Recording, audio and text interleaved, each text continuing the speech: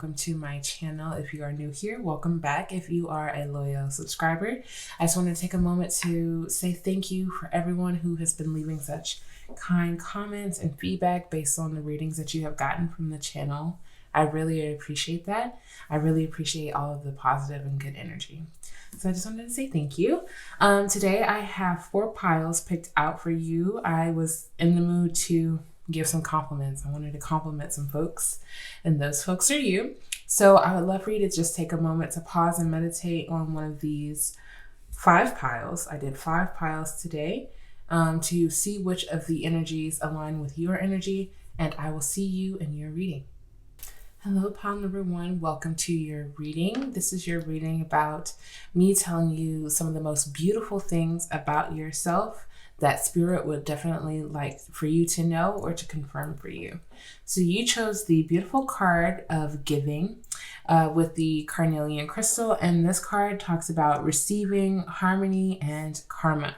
So I believe that, based off of me not ever meeting you, of course, pile number 1, that you're a very giving person. The people in your life, they would tell you or, say when you're not in a room that you're an individual who is very giving, who definitely provides for other people. And maybe you are even good at receiving as well. I feel like with the carnelian, it's connected to your sacral chakra. So you could, be working with that and learning how to receive, learning how to accept and receive. That is also connected to the root chakra as well.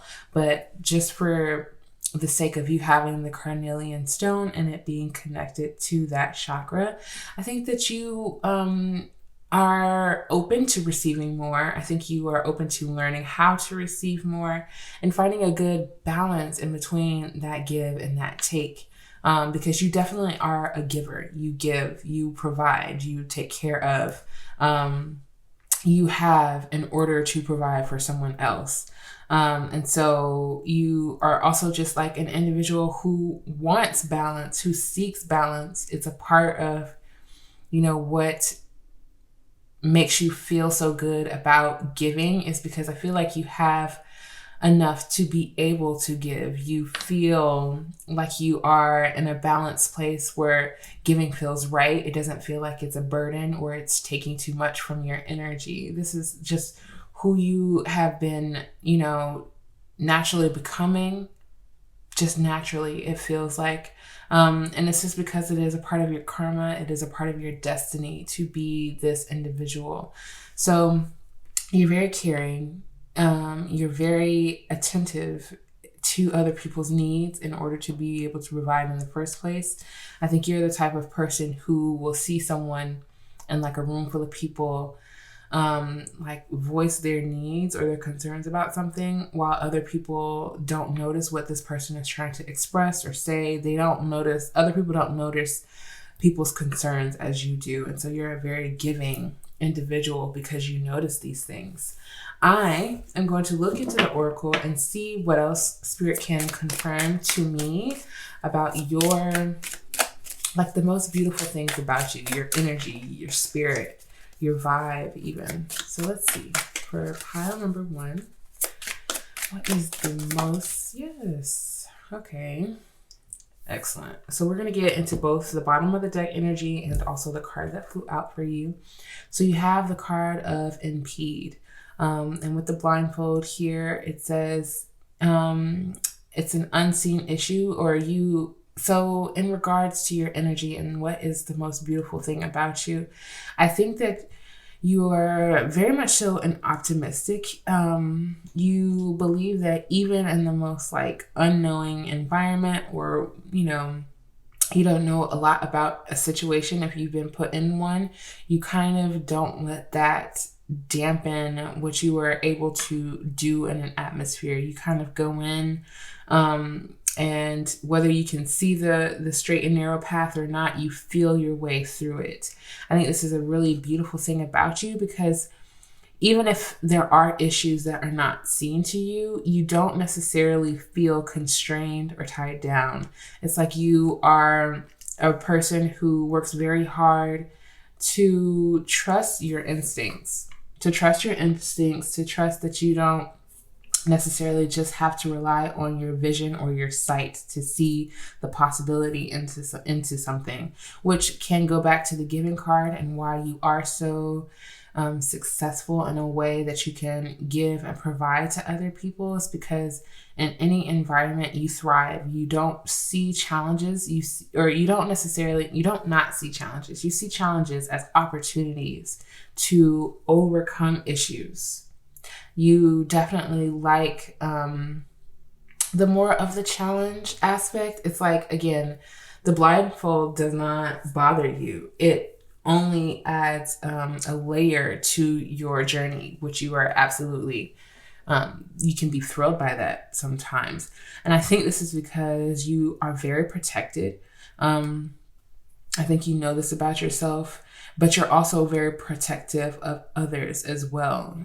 So you're willing to defend the ones who are closest to your heart, closest to you. But even a stranger on the street, if you see that there is something that is happening that you don't agree with and that is clearly making another person uncomfortable, placing them in a position where they cannot defend themselves, you are definitely a person to step up and to safeguard, as the card would say, safeguard another human being. And it could be like you are the type of person to shield a person with your own body, just depending on the environment and what is needed in that situation. But you are definitely not just a passive standbyer. You are an active participant of what is balanced, what is right, and what is equal.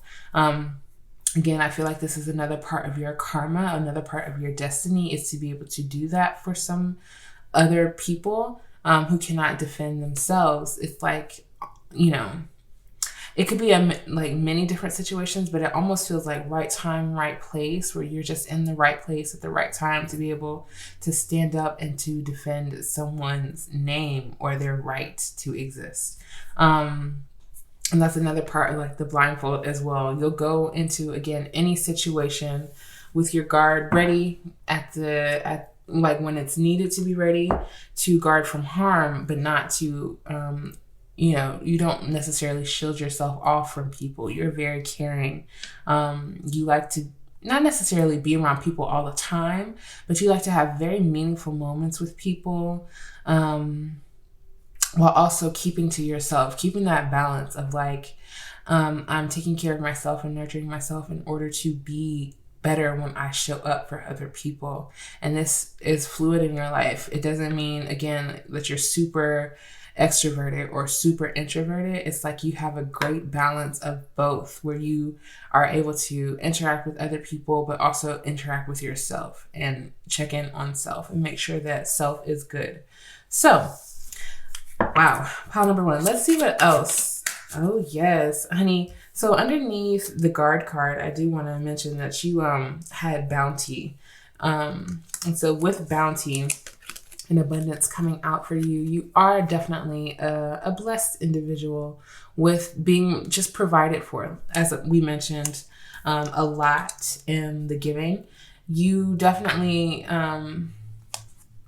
you have a lot to offer to other people, again, but it's because you worked for this abundance. You definitely taken the time to, as I mentioned, feel your way into environments to know what is bountiful to you and what is not, what will nourish you, what will feed you, provide for you and your people, and even a splurge to be able to provide for the people that you may not know on an instance that it is called for, even type of situation. So I definitely see you as someone with a savings. You are responsible in a sense that you won't invest until you know it's time to invest in something. You'll definitely fill out a situation, see what the environment is like, but putting money down, you gotta see like real growth and opportunity for you to put money down in that way. Because again, you are the family provider. You are the resource go-getter. You definitely I feel like are also a person that believes in manifestation. Like in the manifestation process, you definitely, you don't feel like a person who tries to control situations. So that means that money definitely easily comes to you. It finds you because you don't go into situations trying to control them or be controlling in any way. You definitely show up for the experience, ready to see what you can experience. I think that's where you get a lot of your bounty from.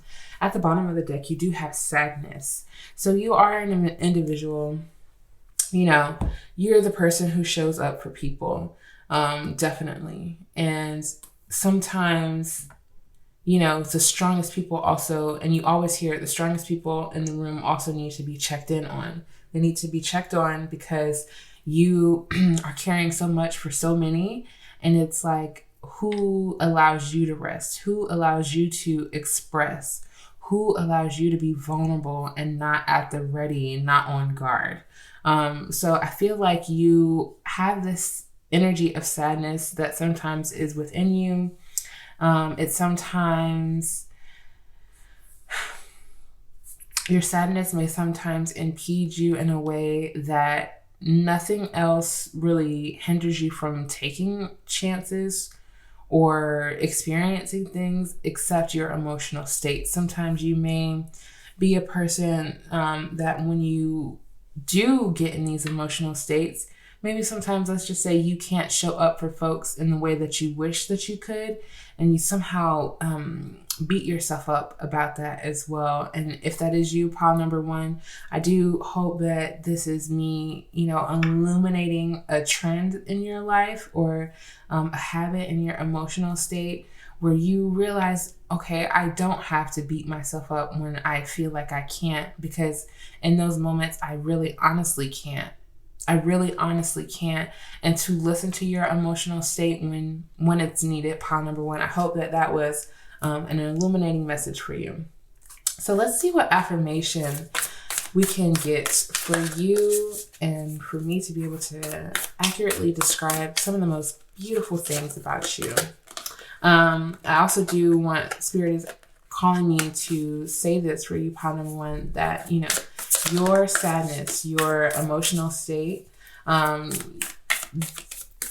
it should always exist in the way that it is. And let me make that clear. Let me make that make more sense for you, pile number one. Your emotions don't make you a bad person. Your emotions actually only make up a portion of who you are and what you're meant to experience in this lifetime. So an emotion like sadness is definitely an energy that you may have with you or carry with you, but it's not an identifier. I wouldn't, you know, if based on giving you this reading, I wouldn't then meet you and then say, oh, this person identifies with sadness. I'd say this is a very strong and caring and very, like I mentioned, attentive person, a person who tries to make it fair for all, and someone who is so abundant in resources because people know certain things about you. Like they know how you show up, they know how you provide, and so that means that you will always be provided for, just on the energy that you carry. And so again, sadness is not an identifier. I would identify you, and Spirit would identify you in so many other words than labels of emotional states that this society has placed on us, if you catch my drift. So let's see what pile number one's affirmation is. For the most beautiful thing about them, Spirit. 2. Okay. Since there's a depiction of 2 people in the card, I will take both. So let's start with this one first. I heal the habit of fear and I embrace the habit of love. Yes. I feel as if this is something that is very beautiful about you. Again, in the situations that you charge ahead for and the energy that you bring to environments, You have realized in life, like, fear and acting out of fear does not build love. You don't want to react to people out of fear. You want to react to things out of love. You want to be made of love. You want to share and give love. This is such a beautiful thing about you. And I think that you have definitely made it a habit to put love first. Not just in relationships, not just even in like a career or your financial opportunities. It's in the way that you exist. I think you came into this life seeing a lot of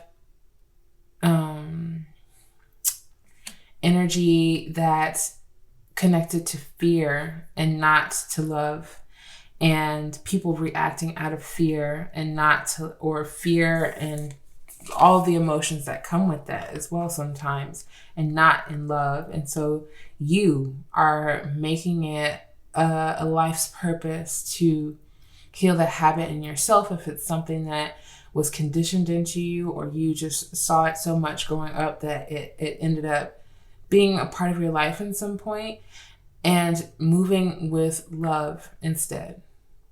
And I think that's so beautiful, part number one. The other affirmation that came out for you: when I'm patient, I let the universe do for me what I cannot do for myself. This is something that Spirit definitely wants you to know is super, super beautiful about you. Because you are patient. You actually are a very patient person. People will, again, say that this is one of the most beautiful things about you. They love it about you. They never feel rushed around you. And so you also take the same approach to your manifestations, as we mentioned as well, but also just the universe and interacting with the universe in general. You speak to Spirit very patiently. You let them know, hey, this is something I'm interested in manifesting. This is something I'm interested in experiencing. No rush whatsoever. It's real chill. And you actually, you thank them for it. I feel as if, let me say, that you thank them for the certain journeys that you have been on, because it has led you to so much abundance, because you have been able to, even if it's not like pockets full of money, pile number one, it's like an abundance of knowledge based on certain experiences that you wouldn't have you wouldn't have the knowledge if you wouldn't have had the experience, type of situation. So this abundance runs much deeper than just material. It is, you have a certain level of abundance in your lifetime, in this lifetime for you specifically, pile number one, so much abundance that it goes beyond the material. It seeps into an emotional abundance. It moves into creative abundance. Like, you feel things fully, and that is because you are experiencing it with all people in mind, with universe and the people who are around you in mind. And so at the bottom of the deck, it says, feeling good will bring me far more than whatever I thought I needed. So this is a part of your abundance as well. It's like you have all of the feeling good, all of the healthy connections that you could need and want and manifest, all of the healthy connections to your own body, your own needs, emotionally and physically, the food that you eat, I feel, is abundant as well, or you feel abundant when you eat. You feel good when you are able to nourish yourself and nourish other people as well. So I think that, again, based on who you are, there is only a certain part that reflects this sadness at the bottom of the deck, because you understand that feeling good is actually a priority in your life. Like, you don't aim to make other people sad. You don't aim to make yourself sad. You actually aim to heal some of this sadness, to heal past things in order to have more of your present and more of the present in your future, because I feel like a lot of this energy is already present day for you. Let's see what the Divine Feather Oracle wants you to know about what is the most beautiful thing about you, pile number 1. Thank you. All right. So you have the Condor and the Loon at the bottom of the deck, and I will read both. So this says, hold the highest vision for your life. You now possess the ability to move past any hurdles. You have always had this. It's not just now. You definitely are a person who, again, you don't let these hurdles impede your movement. You don't let hurdles stop you or hold you somewhere that you don't want to be. Like, you hold the highest vision of your life, and you do that very frequently. Again, this is why the abundance is here, because you have already projected forward. You have already projected and basically assumed that there will be hurdles so that the hurdles don't throw you off. It's like, oh, I'm going into this pretty much already prepared for something like this to happen. Maybe something like this will happen, and maybe even something that I'm completely unaware of will happen as well. And because I am prepared for this, and like I feel as if nothing will stop me from my outcome, then this is my highest vision. This is my outcome. And this is what I'm going after in order to, again, provide. At the bottom of the deck with the Loon, you have pay attention to your dream time. Messages of guidance are drifting in. So you are very clairvoyant, Your messages come in the form of dreams. And sometimes, it hasn't made the most sense to you. Dreams are a bit tricky in that way. They can be very symbolic and completely make absolutely no sense whatsoever.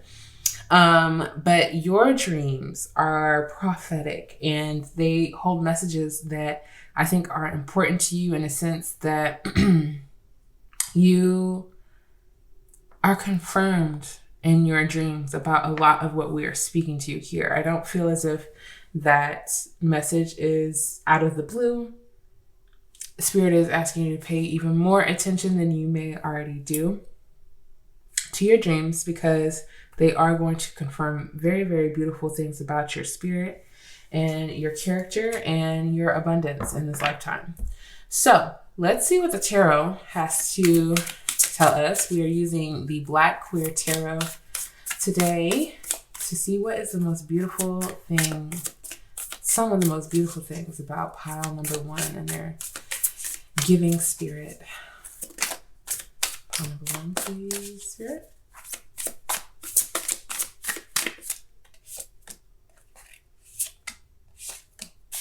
Okay, let's start with these 3.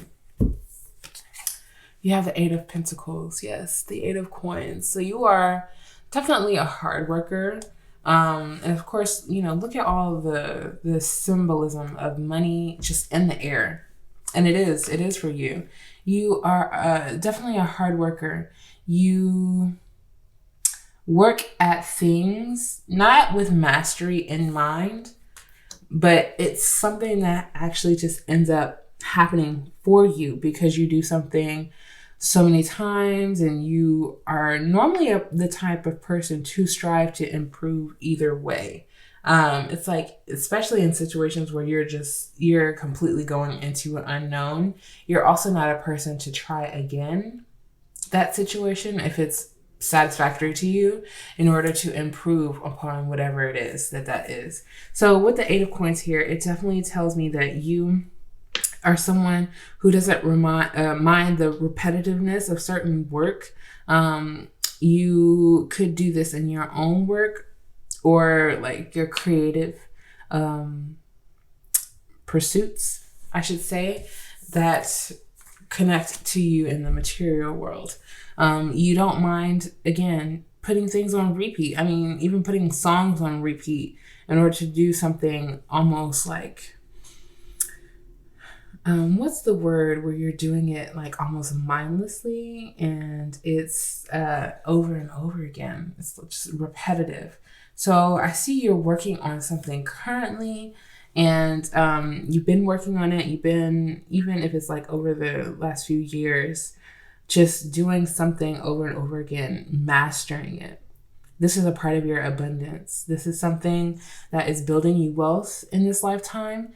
And I think even your creativity is a part of your healing, and you not being as fearful in your creative pursuits again, because you're not afraid to try it again and to try it differently. So this is something I think you're trying to, in some way, heal your creativity with love as well, to be able to tell yourself you're allowed to do things over and over if you need to. You also have the Chariot. Okay, so the Chariot tells me you're a mover and a shaker, honey. You make things happen. Again, just off of pure will, because you know that things need to get done, because you feel called to, you feel moved to make things happen, and to place things in alignment. You could have, because the Chariot is ruled by Cancer, you could have Cancer in your natal chart, especially with the really giving energy here, being giving, nurturing, providing for other people. But you also may have fire in your chart or earth, with the impede. Definitely going for Aries energy is what it gives. Not taking the time, but it's like, for what? Take the time for what? When I'm going to have to actively map out a plan when I'm in the room anyway. So I might as well go into the room instead of wasting time planning. That's what your energy feels like. And especially with the Chariot here, you're not afraid to move and to be in new environments and to see what they can teach you, and to see what healing also can take place for all parties involved. You also have the Seven of Cups. So you're a person who likes your options. You like to be able to decide. You like to, it almost feels as if you like to see the bigger picture of things, like broad perspective, in order to be able to make a choice. Because not being clear, you don't really like that. I feel like you want the utmost clarity that you can get in any given situation. Because you want to be able to, you want to be aware of all of your choices. Thank you. Because with the impede, it's like, again, you're not afraid to get into the room blindfolded, but at some point you'd like to be able to have all of your options on the board. I feel like it could be in the past that, you weren't able to have this as an option, especially being at the will of a guardian or a parent or something like that. You haven't always felt like you have been able to decide, have a choice, have a say. And so that, I feel as if, is something that is really important to you with the Seven of Cups, is to be able to decide, is to be able to have a choice. Like with anyone else and how you defend to the end, you want people to be able to have a choice to defend themselves. And if you feel as if someone is taking that away, you're completely not here for it. Like you're completely not here for it, and you're on guard immediately. So the Seven of Cups is just a reiteration of that. I feel as if like you definitely like your choices. You like your options. You like to be able to see in that way and not to be blindsided. It's almost as if like you want to make a fully informed choice or decision without someone taking another option away. It's like you see all of your options lined up, you make your choice, and then someone's like, oh, just kidding, you can't go back, but this was the extra choice that you had as well. And you're like, well, what the hell? What if I would have wanted that? Like, what if that would have been my choice? And so, it's always like that third party that you feel as if could possibly take your choice away, and you're not with it. So let's see, because that was a long-winded rant. Let's see what else the tarot wants pile number 1 to know about the most beautiful thing about them. We'll do 1 and 2. And at the bottom of the deck, you have the Hanged Man. So yes, you you have such a dichotomy of energy, because with the Hanged Man, it kind of counteracts the Chariot and lets me know that you're not just some impulsive, run wild type of person, which there's nothing wrong with that energy as well. We have to have all existence of energy in order for us to know that we exist. So, you know, you have a very steady side to you as well, where when you know that it's time to take a moment and pause and reflect and just observe and analyze certain behaviors or things about yourself emotionally, you will do so. You would do so.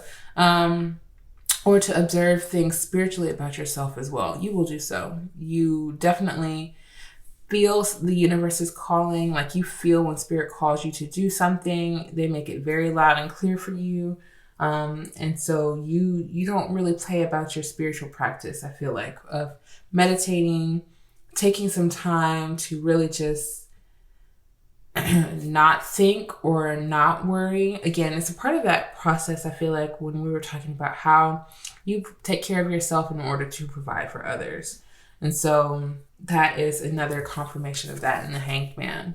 With the Knight of Wands, there's that fiery action again to tell me that that's only a part of your energy, like that meditative, that woosah, that part of you. It's only a part, you know. You still very fiery. I did feel like fiery energy from you, and the Knight of Wands is here to confirm that. You're passionate. You're passionate about what you create, who you create with. You definitely love to create. You love creative moments. You're here for it. That's something that will get you out of your house for sure. Is a creative aesthetic moment, it feels like, for sure. And you like to be in like creative environments. You like to feel other people's creativity in the room as well. The Knight of Wands, you definitely are a go-getter. You are a great networker. You know how to express to other people what it is that you are passionate about. Even if it took you a long time to decide that this is what you wanted to express, even if, you know, it took you clearing up some things with yourself emotionally in order to say, yes, this is totally what I'm about. When you come with like confidence, you come with knowing, you come with like a youthfulness as well. To situations and issues, you are like, okay, how are we going to get to X, Y, and Z? Because this is the goal. And this is, you know, this is what I'm going to do about it. What are you going to do about it? Kind of situation as well. Let's see what else. You have the 8 of Cups. Very, very lovely.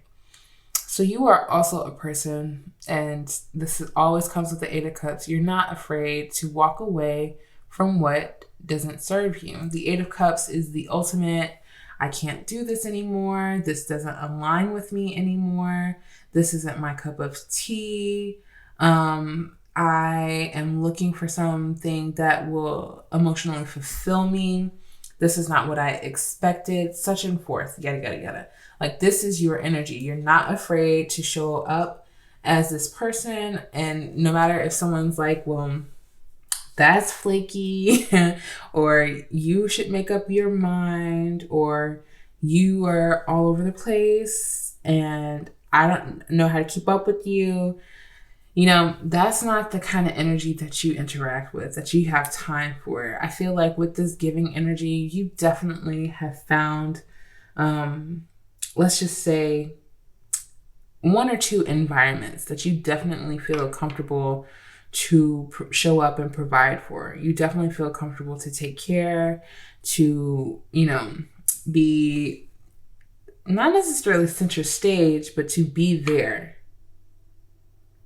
You have environments where you are like or have had environments, because this energy is fluid, it fluctuates. So you know that you are this person. You know that you have the capability to be very giving and very caring, but you also have seen a pattern in your life where you just don't put up. You don't put up with what leaves you more confused rather than confident in your choices. So if you have people around you who are real like iffy about their confidence, and they're like, I feel like you could do this, but it might, just like those people. And I feel like you know exactly what I mean when I say those people who just only have a halfway compliment or a halfway like faith in you. That's no longer the environment that you deliberately place yourself in any longer. Pile number 1. So I'm going to shuffle one last deck for you, the Crystal Oracle deck, to get one last final message. Yes, thank you, Spirit, about what is the most beautiful thing about my pile number 1s. Let me see what Crystal shot out for you. Like literally took no time. This is the, let me take my time. Lepidocrocite. Lepidocrocite. You just can't say that quickly. You really have to take your time. Which I guess is how people should be interacting with you. Pile number 1, you're a quick person when it comes to like what you want to do, like what you want to be involved in, creatively or like experience wise. But when it comes to emotional things, I don't necessarily think that you're the fastest, the quickest. You want other people to take their time just as you would with another person. So this crystal talks about open heart, grounded, and the energy of a teacher. This is the crystal. I've literally never seen this one in this deck before. So let's see what Spirit wants to let you know. Practical and methodical, Lepidocrocite approaches spirituality in a tangible way, grounding practices back to the earth while staying connected to source energy. A great crystal for teachers or anyone who wishes to pass down spiritual teachings. Lepidocrocite values tradition and educates without judgment, sharing wisdom from humanity's highest good. Lepidocrocite helps with committing to your life's purpose, staying focused on the task at hand, and taking action in order to make progress. Each day you are one step closer to your dreams, and this is Sagittarius and Earth energy. So you could have Sagittarius in your natal chart or Earth energy. So very interesting. I think that you are definitely an open heart individual. Like this may not be something that people know about you off bat. You may come off as very silly, excited, or you could even come off as very serious and about your work. But you definitely are someone who has an open heart. You can share feelings if someone asks you about them. And so I think that you are in the process of spiritually evolving, shifting in some way. You could be just looking to share spiritual information with people. And again, connect and network in a way where you get to share information and people do the same with you as well. This is without judgment, just sharing wisdom with other people for the highest good of everyone. And so this crystal also tells me that you are a person, when it comes to your work, it's like you could use a little more help with staying focused on task at hand, especially when you're doing something repetitively. It's like you sometimes may take a break and then get distracted on your break, and it's been some time that has passed since you've gotten back to it, but you always get back to it. I do see that in your energy, but Spirit wants you to know that each day you are one step closer to your dreams, and that right now where you are is a great space. You are definitely, Spirit sees you as a spiritual teacher. They see you doing the work and providing for people and providing for yourself as well, making sure that you don't forget about yourself. They see that. They see that this is something that you're actively working on. Okay, and then I'm going to read the Rhodonite crystal at the bottom of the deck, and this will be your reading pile number 1. So Rhodonite is connected to compassion, yin yang, and fertility. Rhodonite is a stone of brotherly love, the shared connection between all of humanity. Equilibrium is key for this crystal, which has the capacity to calibrate emotions, balance yin and yang, and source energy from a grounded place. We're talking about grounding again. So your meditation practice and your spiritual practice is again highlighted. It can bring light to emotional scars from the past, transforming them to foster a stable everyday life. Rhodonite helps remove blame from the situation, whether it's pointed at you or someone else. Accept the situation for what it is and learn to forgive yourself with love and compassion in the process. Taurus and Mars energy. Okay, and that is your final crystal message, pile number 1. I hope that you enjoyed this reading. If you did, I would greatly appreciate it if you gave it a big thumbs up. And I would love to see you in another reading. Peace. Hello, pile number 2. Welcome to your reading about the most beautiful thing, or some of the most beautiful things about you. So you chose the beautiful inner child card, with the Capricorn die. So let's just get started with your overall energy. I feel like you are a very heart-centered person in a way where you feel like the connection to your inner child is a key to a lot of the answers for you in life. I feel like when you connect with your inner child, you thrive. You're a person who feels very good when you can connect with this part of yourself. So the inner child card represents innocence, playfulness, and reparenting. I think this is something that is a life purpose for you. A life goal is to reparent yourself and to undo a lot of the conditioning that you have faced as a child. And this is something that you know is important for your inner child to thrive authentically, to be in its authentic energy. This is something that you have wanted since childhood, is to be able to be your authentic self without anyone else's say, without anyone else's goals attached to your own life. So with the playfulness energy, you're someone who's very cheerful. Your energy is always very inviting and welcoming. You have a youthful face. It could be like your appearance is very youthful to other people. And your energy overall is very youthful. You could get along with children as well, and like to be around younger people.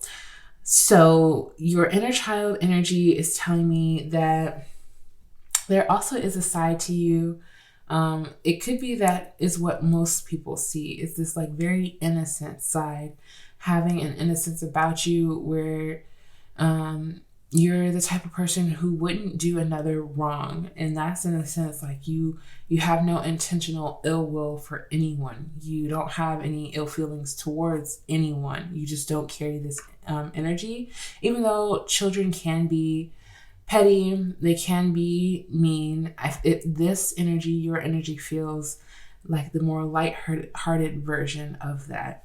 And you definitely could have experienced bullying as a child, and this energy you kind of steer away from and you don't carry with you as an adult because of this. So let's see, pile number 2. You have the Capricorn energy in the Astro die, and Capricorn talks about like karma. First of all, Capricorn is heavily connected to karma and karmic cycles.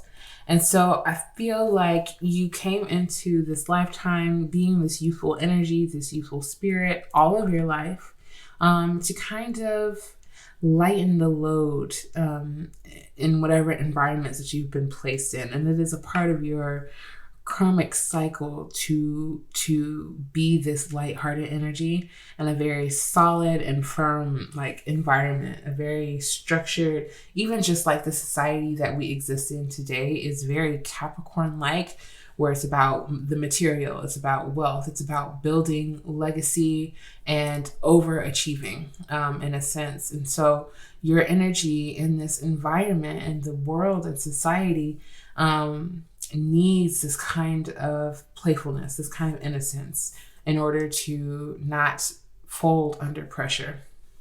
Balance. We need balance in the world. And this is absolutely something that you bring, light and dark. You get society, you understand, some of the needs of society, and like how at this point we are at so much mass market, like, you understand is the only thing that I can really convey. And I think that you understand what I am trying to say as well. Look at both of these figures. Their arms are wide open. You are a very open person. You don't hide things from anyone. You are an open book. If that is like something that someone who knows you could describe you as, they would describe you as an open book. Like, you don't hide your expressions. You don't hide your feelings. You're very, you're expressive in the way that a child would be naturally before they are told and conditioned to believe to be quiet and to stifle their emotions. So I feel like you're very open. And with the balance card, you have experienced both ends of light and dark, as many people have. A lot of people just don't have this black and white story of life. It's very gray and nuanced and perplexed, and all things can exist at once type of situation. And so you choose a happy medium in life, I feel like, of trying not to stress too much about the light or the dark, not trying to stress too much about responsibilities or things that stress you out. It's like you know how to be a productive adult in this world. You know how to get things done with the Capricorn energy. It's not as if you lack these things. This is all a part of your energy. What really stands out to me is that balance between the two that you have. At the bottom of the deck, you have burden. And so this tells me that you are a person who needs a lot of support. You need support. You want to feel supported. But I also feel like you have carried a lot of burden in the past of being someone's main and only support. Like, you had to take on a lot as a child. And that's why you probably kind of live in the inner child energy now as much as you can, because even with your youthful energy and spirit, you were tasked to be the support and to be sturdy and to be non-moving, non-flexible, non-playing, or just moving as a child would be. You needed to be in place. You needed to be support. You needed to have a very strict structure, it feels like, and that was a burden on your spirit and on your energy. Again, Capricorn energy here. Where as a child who had to, again, depend on other people to make decisions for you, and you really couldn't go against those sayings, you have wanted to be free. You, again, have wanted to be open. You have wanted to live in a certain energy that you now know as an adult is connected to your inner child. And this part of you has wanted to thrive for a very long time. But for some reason, with the number 3 here, it's standing out to me as like a family situation where maybe you were the oldest, but you, like the oldest of your siblings, but you still wanted to be able to have a childhood, the childhood that you didn't get to have, but you see your other siblings being able to have now at the expense of your own childhood. And that is a very specific situation for someone very specific. It could just be in general that the family structure that you grew up in was very strict and really needed you to be strict on yourself and really needed you to be of support to someone else and to not necessarily feel the most supported. Okay, so let's see what else the Oracle wants to tell us about your energy. And what is the most beautiful thing about you? I did see this card while shuffling for you off camera, so it's interesting that it came back out. it wants to reiterate that you are the type who can handle very frustrating situations, because eventually you will be able to problem solve. You will be able to figure it out just with a little bit of balance on your end. It always seems like you are bringing the balance. It always seems like you are being able to, push through like really frustrating things in order to find a equilibrium for yourself. At the bottom of the deck, you have magic, and I feel like this is a part of you being able to figure things out. You definitely are connected to divination in some way, in some form, and through magic, through unexplainable coincidences, which we call, the manifestation of energy. It's like nothing's really ever truly a coincidence because it's all divine and meant to happen. But through that, you are able to like overcome certain, frustrating situations that would leave other people just like completely out of it or not interested in continuing to like try to do what they're doing. It's almost like you're very good at obstacle courses. You're very good at figuring things out. Again, something that your inner child likely liked to play with or wanted to play with was Rubik's cubes, and you trying to like just figure out the puzzle, figure out the pattern so that you could replicate that on all sides.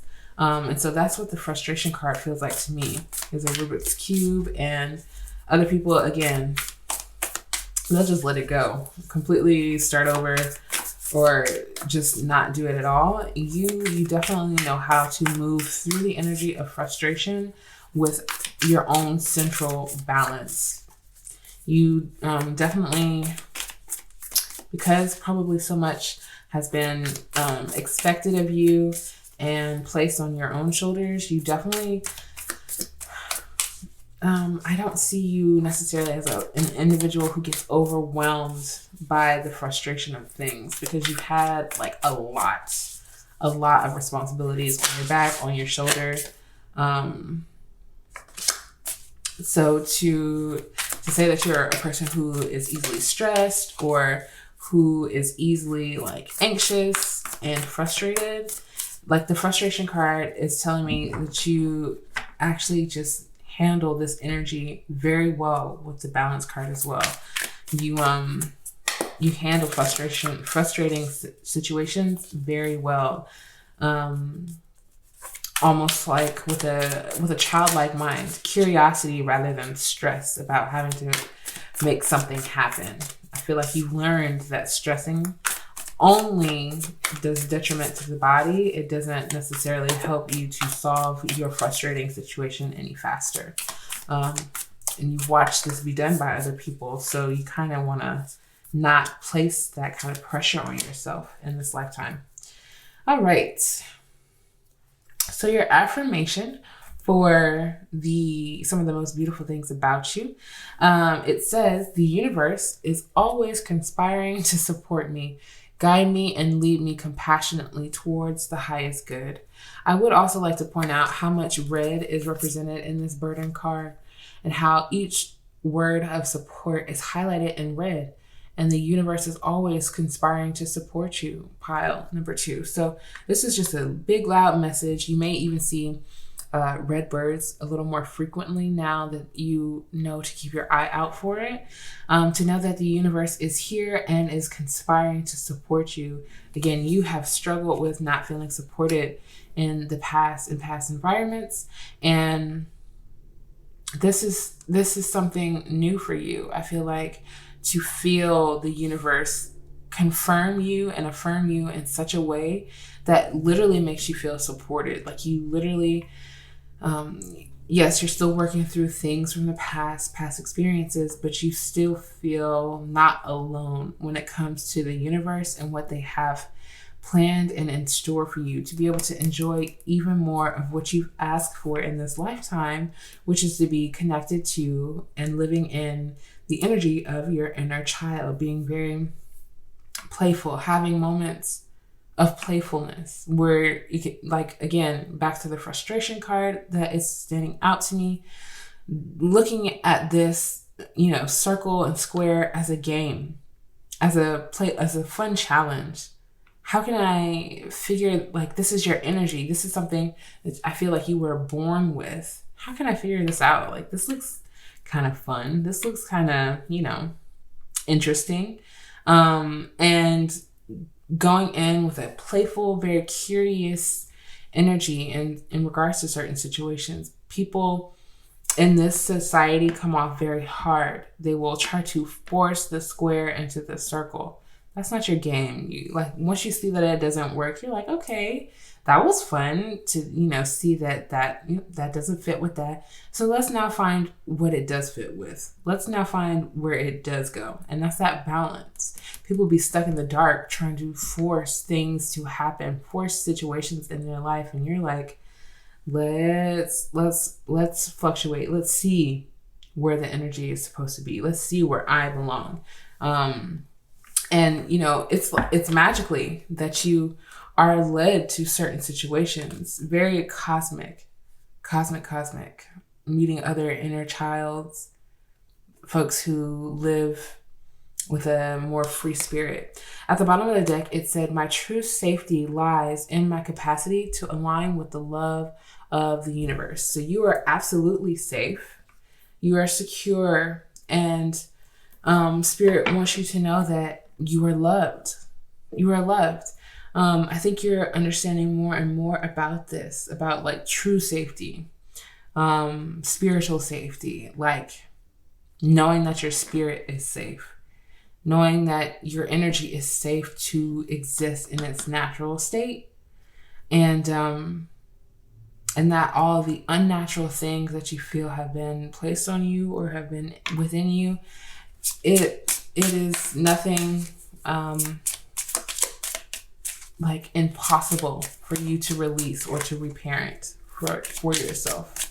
So aligning with the universe by living in your authenticity, acting in your authentic nature, showing up with the energy that you feel is most natural for you. I feel as if, and also I remember while meditating on this and shuffling for your pile, the swing stood out to me. So some of you could definitely be connected to your inner child in that way, remembering once upon a time when you wanted to, or when you were able to, for a moment, be free and swing on a swing, and what that felt like to your inner child and how your inner child felt free. And that definitely stood out to me as a message. All of these are, I need a clear message, please, Spirit. What is the most beautiful thing about pile number 2? Let's see what else Spirit would like for you to know. Pile number 2, please. Thank you. So you also had the goose and the starling that just wanted to pop out like this. So maybe we'll read them. We'll see. You have the crane, though. Speaking of balance, the crane literally will balance on one leg. Haha, that's crazy. Like this figure. Very interesting that you have all of these themes in your reading, pile number 2, don't you think? You will soon enter into a beneficial partnership. Luck and longevity bless this union. Okay, so to me, the crane is just letting me know that in general, overall, there are partnerships in your life that are absolutely meant to exist. And I did feel that and sense that in the inner child energy when, you know, I mentioned you playing with like-minded individuals and definitely connecting to people who are connected to their inner child. So this doesn't not have to be a relationship, pile number 2, if that's not what you're looking for. It is a beneficial partnership in general. And Spirit wants you to know that about this connection, there is luck and longevity that bless this union. So both of you will be very lucky and will feel lucky to have found one another. You will feel the longevity within this relationship, being able to see yourself in many different stages, and that person is still in your life type of situation. And this is because this is something that is meant to occur in your life. How this is something that is really beautiful, about you. It's because this connection or partnership will be a reflection of you, of your beautiful energy and your beautiful spirit. That is why you will get along so well. They will definitely echo certain energies of balance in your life that you value in your own life. They will have certain balance. You will see them definitely as responsible in a way where they don't do things recklessly. They do things passionately, but also with their inner child in mind, with healing for their inner child in mind as well. This is something that is different for you because not many people do this around you. You definitely focus heavily on healing your inner child, and you don't see that necessarily replicated in a normal day-to-day activity for other people. So this is something that is really beautiful that's coming into your life. You get to share in this beautiful energy with other souls or with another soul. I love it. At the bottom of the deck, you have the Condor. Hold the highest vision for your life. You now possess the ability to move past any hurdles. And so with the Condor at the bottom of the deck, just knowing that you will absolutely be able to overcome any hurdles, even if they're not present day and they're, memories of a hurdle from the past that really you thought was going to take you out, you thought was going to be very restrictive and keep you from experiencing your life fully the way that you want to. You definitely, as you are holding this highest vision for yourself, maintaining the balance of responsibility, but also just a love for your inner child, a love and a deep caring and nurturing of your inner child, you will be able to move past these memories and these hurdles in certain situations in your life, again, with the playful and youthful energy that you're used to carrying. So let's see what the tarot wants pile number 2 to know about the most beautiful things about them. You're, again, very balanced. Very balanced. It's very beautiful how these 3 cards are reiterating themselves with the gray theme of balance and like this gray theme in the crane, it being like a more silver white tonish bird in general, and the one leg in the crane and the one leg on the inner child, the arms open. It's like you have a certain stance in life. It's a stance, literally a stance where you don't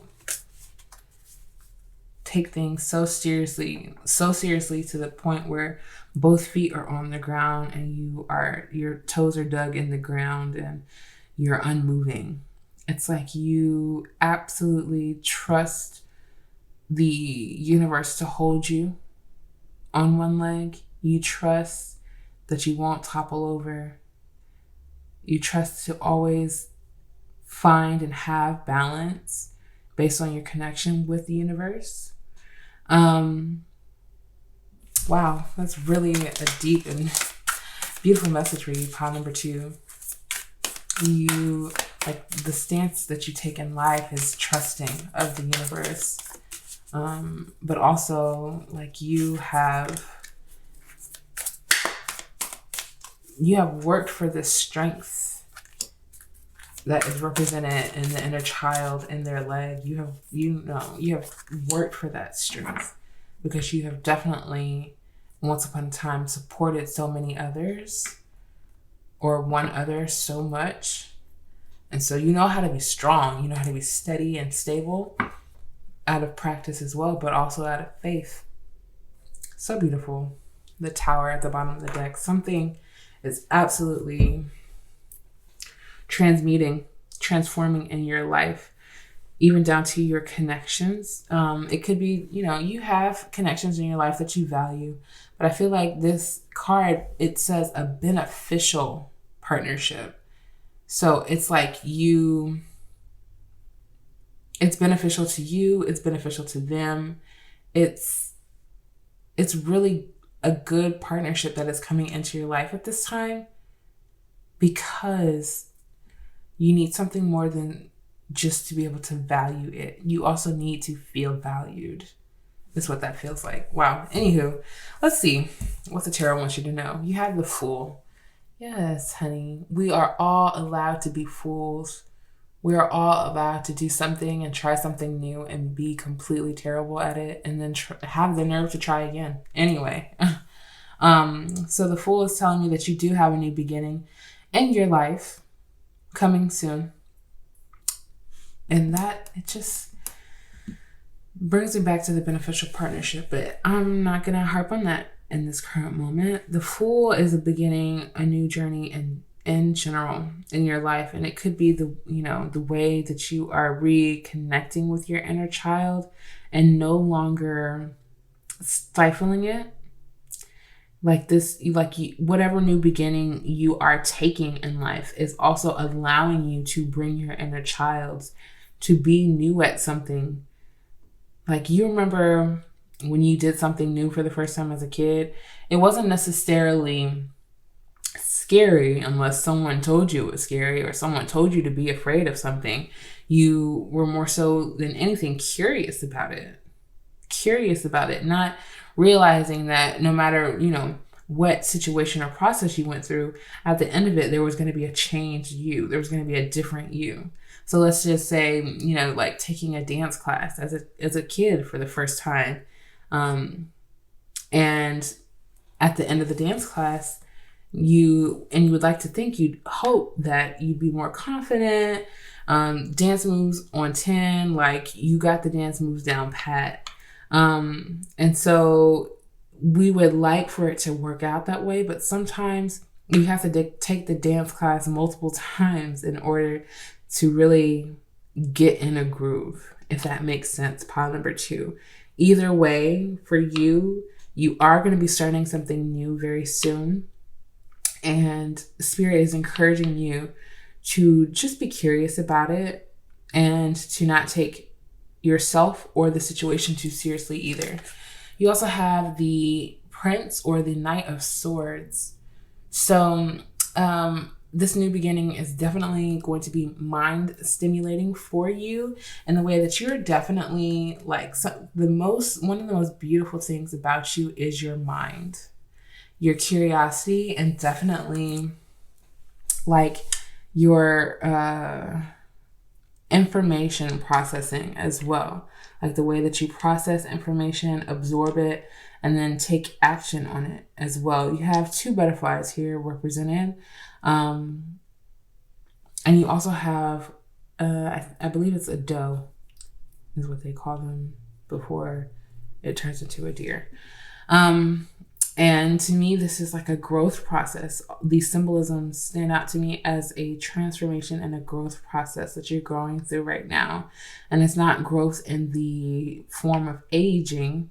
It's growth in the form of ascending, elevation, new understandings about yourself and about your inner child and about who you were as a child and how you were raised or formed to go into situations, almost trying to make the best out of them, trying to benefit from them in every situation. You could have been definitely conditioned, taught, or raised to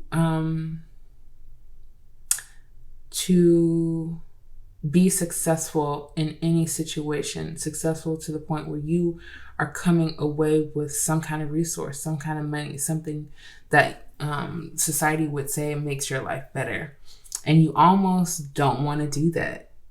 You almost feel like you could go into a new situation completely fine to leave empty-handed, not with money, not with some IG followers, not with anything, but knowledge, like pure new thought, new perspective, new way of existing, and your mental state. It almost feels as like this is a very beautiful trait about you. You're not,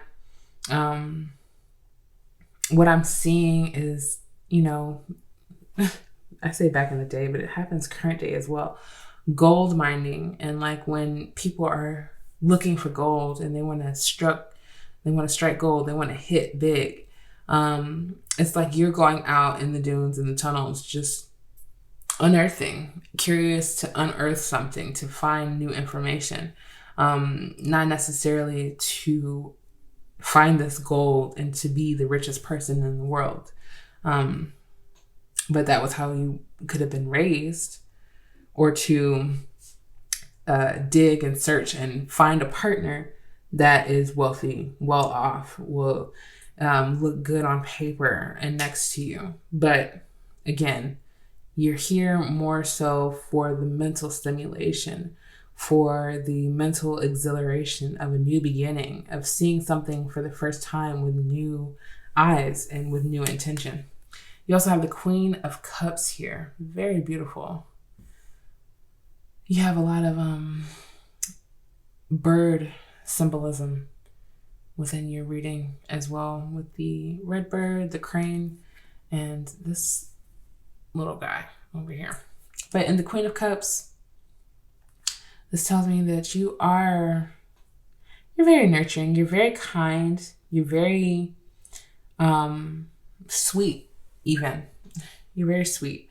And people would say this about you, just meeting you for the first time, or if they've known you forever, they will definitely say, very soft,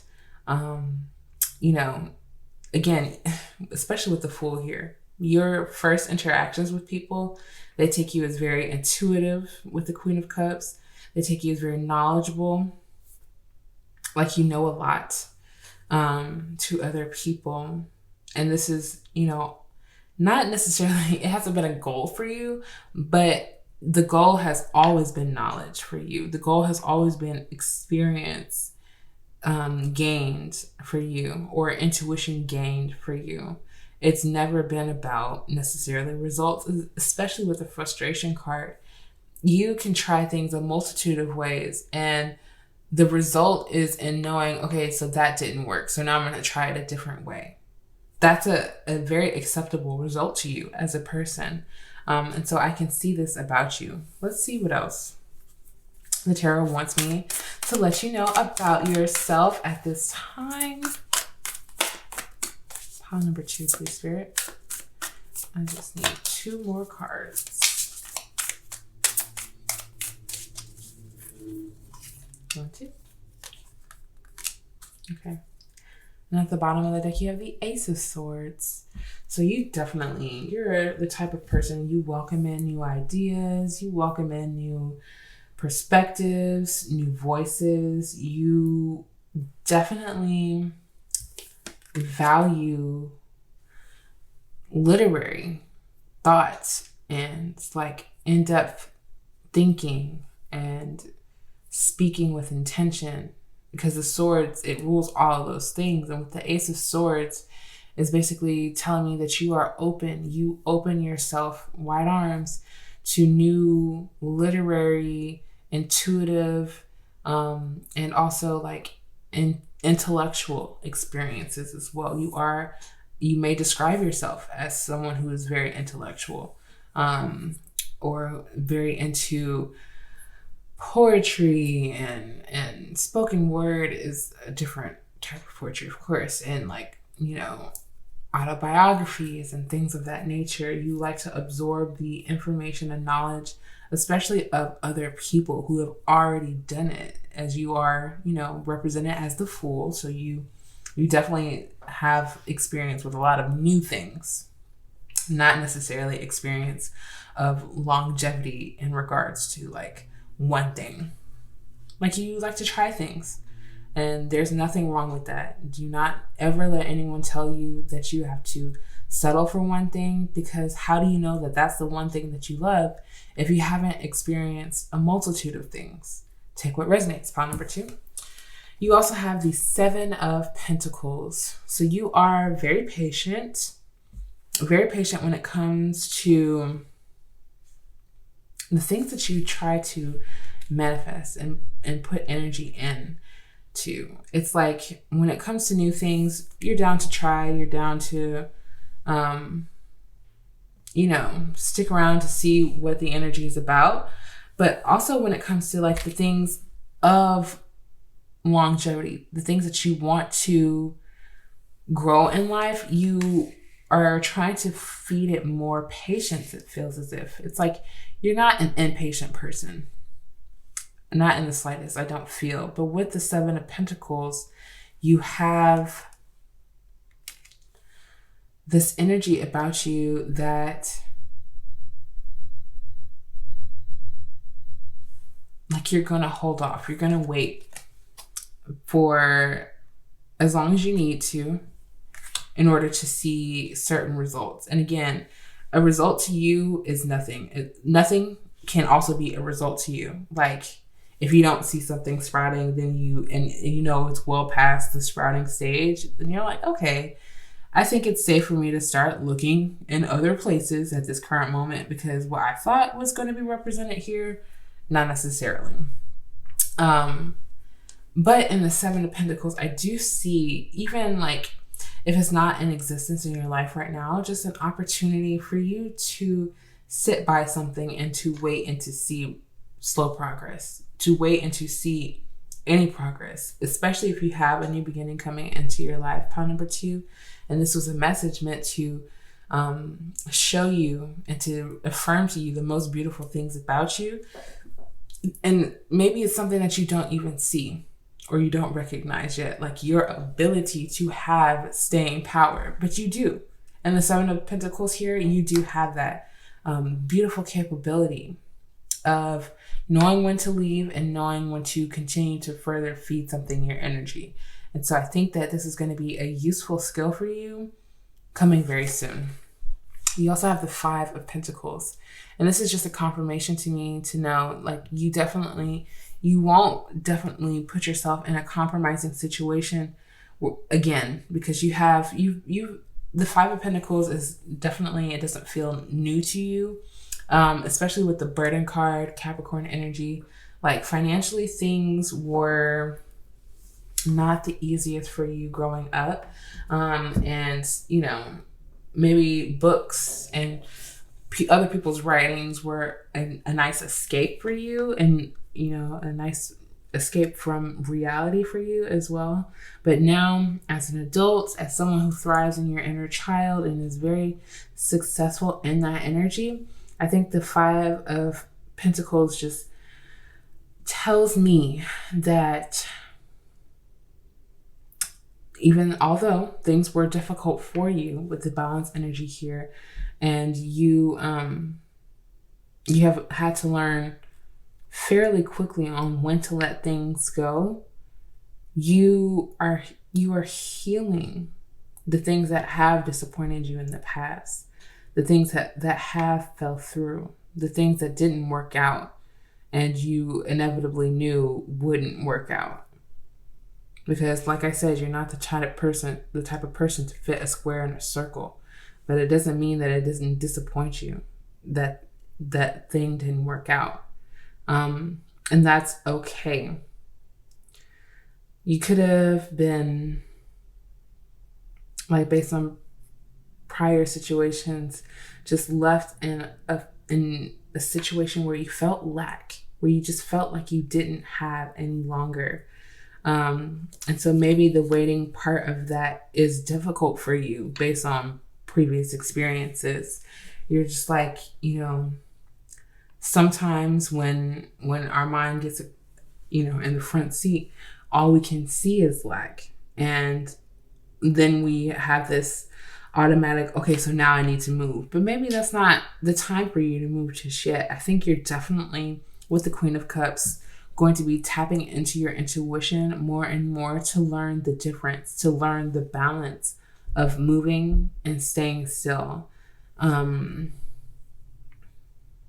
Very interesting, pile number 2. I'm trying to see if there's more here to accurately describe what's, some of the most beautiful things about you. I think you're a very resourceful person, especially growing up with less. You have known how to make it work. You've known how to make it work. You've known how to definitely be discerning about what you invest in, especially what you invest in energy wise, because if you don't feel like you have enough resources wise, you definitely wanted to make sure that energy wise you were able to be at any moment's notice ready to go and get what you needed to get. So what that may have looked like for you is saving until finding other work opportunities where you can exert more energy rather than looking for work, but also spending. So you're not necessarily as caught up on, if that makes sense, pile number 2. I feel like, for some, it will make sense. For others, you have this balance between the 5 and the 7 of Pentacles where you have faced lack and you have had to be very patient. You've had to be a very patient individual, and that has opened up new opportunities and new beginnings for you as well. And so with new things that are coming into your life now, you want to hold on to that balance, pile number 2, and know that you have always been this resourceful person. You've always been this resourceful person, and that you are supported by the universe, and that there's nothing that you have to worry about. Okay, pile number 2, that was just, I feel like it was all over the place, but it is only supposed to make sense for you. So let's see. Very interesting. I'm going to keep shuffling because that literally just came out for another pile. So let's see what your crystal oracle is for spirit, or from spirit, to let you know and to confirm some of the most beautiful things about you. Alrighty. You have a lot of green energy around your reading as well. This is the Emerald card that came out. And of course, you had green calcite at the before I started shuffling as well. So you could be heavily connected to green crystals or green items, green energy, your heart chakra at this moment. And at the bottom of the deck, you have rainbow aura quartz. And we're going to read both of these. And that will be the conclusion of your reading, pile number 2. So the emerald is connected to the energy of spring, unity, and vitality. Lush and reminiscent of the green of spring, emerald is known as the stone of successful love, stimulating loyalty, partnership, and friendship. Emerald opens the heart chakra, healing the auric field with unconditional love, hope, and joy. With exuberance and a lust for life, the emerald is a sign for new beginnings and a fresh step in life, radiating health, prosperity, and vitality. Grow in the direction of your dreams and nurture yourself along the way. You deserve the riches that life has to offer you. With the energy of Sagittarius, Venus, and Mars in your reading. Very beautiful. Pile number 2, you have a very, vital energy about you. People really absolutely feel that. You have partnership and luck and prosperity and vitality, and all spirit is asking for you is to grow in the natural direction of your dreams and to continue to nurture yourself. You have a lot of new things opening up for you at this time. Successful love, like loyalty and partnership and friendship, pile number 2. And these are all beautiful things that are connecting to your beautiful energy, because this is the beauty that you hold. Like, I'm saying this word so many times because this is what this reading was all about. You're such a beautiful soul and energy, and people are literally being drawn to that. They're being drawn to that. And as you are starting new things, I feel like more people's energy will be introduced into this reading. But for right now, it was all about you. And Spirit wanted to just let you know about certain new energies coming into your life with this new beginning. They don't want you to be thrown off or unaware. But other than that, they want you to know why these people have been drawn to you. And it's because they sense all of this energy that I'm talking about. Like, they know that you are brilliant. Like, you really are a thinker. You think with your mind, and it pays off for you in certain situations, not necessarily monetarily, because everything isn't about money. Pile number 2. Sometimes life is about the experiences and the knowledge that we get from those experiences. And you are a beautiful person who knows this so well. So the rainbow aura quartz is connected to the energy of aura healing, magic again, and universal light, pile number 2. Fused with titanium, the metal of power, rainbow aura quartz is amplified with enhanced healing properties. The stone is able to heal human energy fields by infusing the aura with rainbow fields of light. Rainbow aura quartz is a wonderful companion for astral projection and out-of-body experiences, joining you in the beyond while keeping your physical self anchored. Colors have a healing quality in rainbow aura quartz and are able to match the tone of your aura's energy field to repair and release blocks. Living your life in color with this crystal is a must. It is connected to all of these zodiac signs and the planet Mars. Okay, so this is your beautiful and intuitive reading about, some of the most beautiful things about you. Pile number 2, you really are an individual who is magic, and you are meant to live in magic and experience it every day. And I hope that this reading confirmed that for you. If it did, please give it a big thumbs up. I would greatly appreciate it, and I would love to see you in another reading. Peace. Hello, pile number 3. Welcome to your reading. This is your reading about what is some of the most beautiful things about you. So you chose the completion card along with the first house die. So to me, what this tells me is, first off, you are very mutable. You are a very go with the flow type of being, depending on the situation. You could be a Sagittarius, Virgo, Gemini, or Pisces rising, or just have this in your natal chart, or have like a lot of first house placements with these, or with any of these zodiac signs.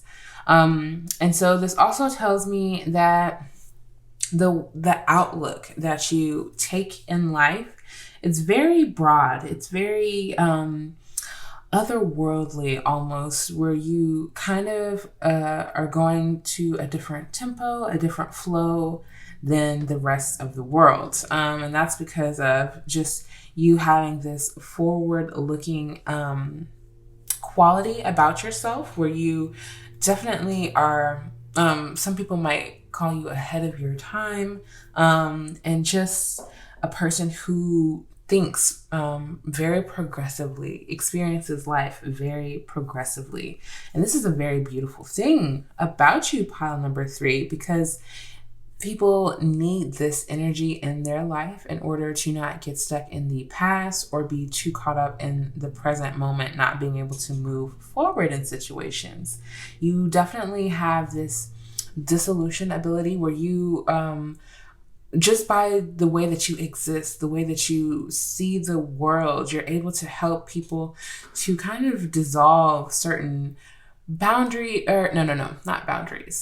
dissolve certain perspectives on the way that they have always thought the world to be or thought life to be. You definitely are a temperature changer when you enter a room where people have thought, their house is meant to be on, 68 at all times. And you're like, let's see what 70 degrees looks like for you. Is it still comfortable? Is it more comfortable? Just a very general, very lighthearted way to exemplify how you come off to people and how people perceive you. And so with the energy of completion, that is a very strong word to have as your overall energy, major theme. This tells me not only is it something you don't necessarily just strive for completion, but it's like you strive for a level of completion that makes sense to you. And I'm sure every individual does this, but you do it so well because you still are able to find value in yourself based on what you feel is wholeheartedly completed with the energy that you place into things. if that makes sense. Pile number 3. Let's get into the oracle. Let's see what Spirit really wants you to know about the most beautiful things about yourself. In general, you are, especially with the first house being represented in the die here, you are an attractive person. When people see you, they definitely do give you longer glares or glances than you are pretty much so possibly normally used to. And sorry if you hear all that extra noise in the background, but you're more so used to it because this is something that happens to you. People just look at you. And this is because you carry the energy of success. When people see you, and that's, it, you know, coincides beautifully with the completion card, that you definitely are a person who focuses on the fulfillment of your ideas, the fulfillment of certain things that bring you success. So it's not necessarily just ideas, but you have success in emotional endeavors and earthly matters. It's a certain level of ambition that you carry in order to make things successful. So in regards to your career, you may be the type of person who normally finds success in your career through effort and just pure ambition. And this is a part of your abundance, pile number 3. This is something I feel like you are very proud about in regards to yourself. You have a lot of pride in being able to make things appear and manifest for yourself. So it's not necessarily like when I see the word cash flow, I do feel as if you definitely feel as if you are provided for. You don't necessarily feel as if you are lacking anything because of, again, all of this energy pointing towards an elevation in your life. You definitely are at an elevated status in this lifetime. It could be that you started off this way, you know, through birth, the family that you were born into, but either way, at the point of life when you are watching this video, you absolutely have reached many levels of elevation. So it's new, I feel like, as we are speaking about this elevation, because you have a few open doors and open windows, meaning that you've just walked through this new level of success. Again, you've always been successful. You've always, again, been provided for or taken care of, but this is a new elevation that is coming into your life. And this is something very, very beautiful about you, because you have taken stock. You have taken stock of everything that you have done, taken inventory of everything that you have created, and you have looked back, like broadly, looked back on certain endeavors in your life, and you know that this new beginning for you is absolutely, like, it makes sense. And so if you haven't already taken an opportunity, pile number 3, I do see here in the last chance that this is not the last chance of an opportunity for success for you. We have the card out. It's written. This is the last chance for a specific opportunity that you may be looking at or looking for at this time. And so with honesty, I think you're going to be looking at, like, in regards to taking opportunities, if it's meant for you right now, if you still truly believe that you are successful, even if you decided not to take a certain opportunity. But either way, this is like an evolution for you in regards to your success and being able to have, like, the authority and the autonomy to decide on taking certain opportunities. I think this makes you very excited. This to be able to hold this kind of power in your life makes you very excited, I feel, because you know, you've kind of like mapped this out for yourself. Again, completion.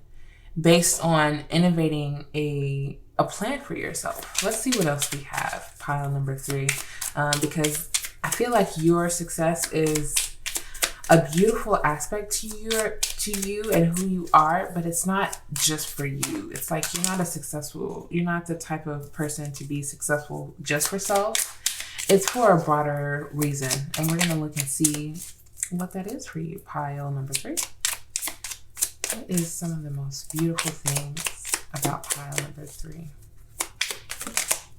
Yes, absolutely. It makes, like, being next to the completion card, it makes complete sense. And looking at how these cards tie in so well together, it absolutely does bring in feelings of happiness, because with this being the bottom of the deck energy and flow just coming out for you in perfect alignment, it's because you absolutely know, again, the success is not foreign. It doesn't catch you off guard at all, because you know that you have been in tune with your creativity. You have been in flow with your creativity, not trying to force it, but just allowing yourself to elevate.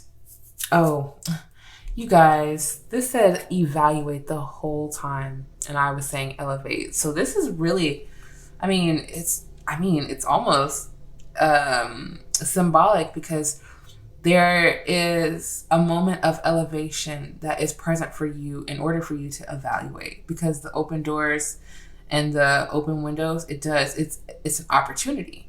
And so that's very interesting that I saw evaluate as elevate.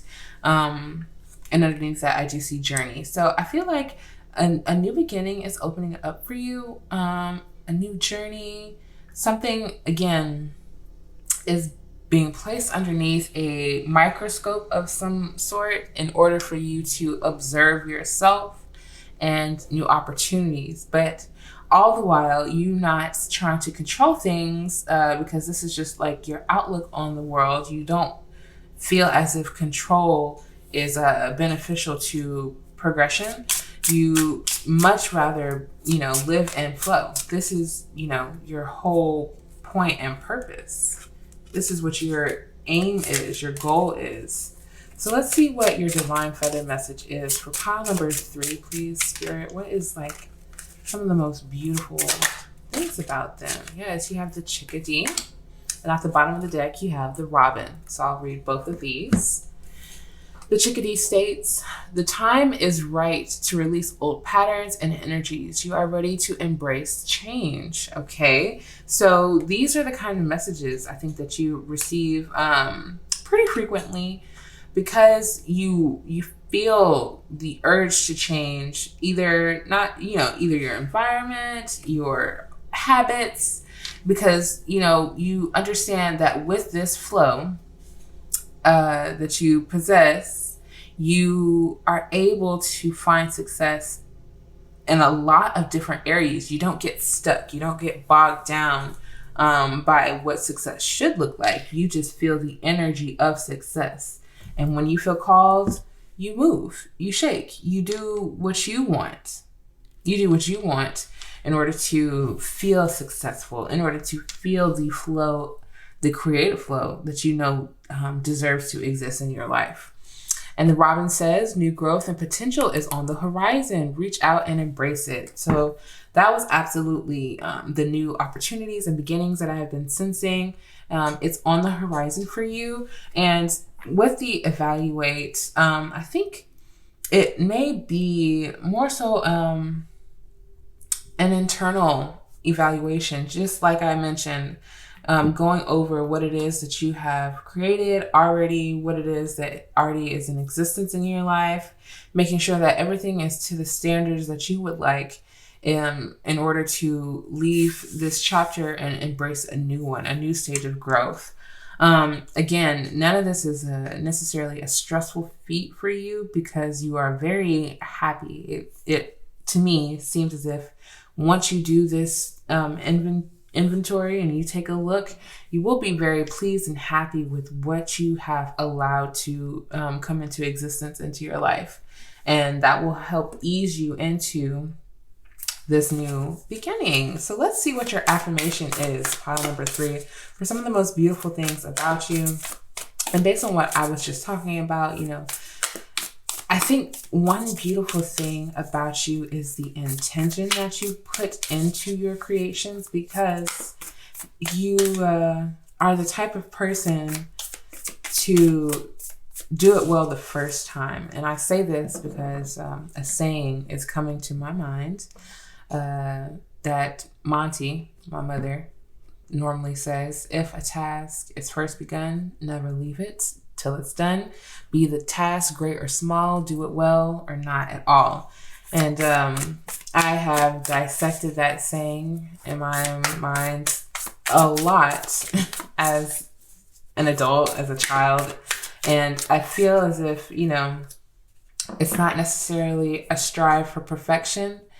It's a strive for happiness, in order to look back and say, I did this so well, and I'm so happy, and it makes me happy to let this thing exist in its natural state the first time, because I gave it my attention, my intention. And I feel pleased with this.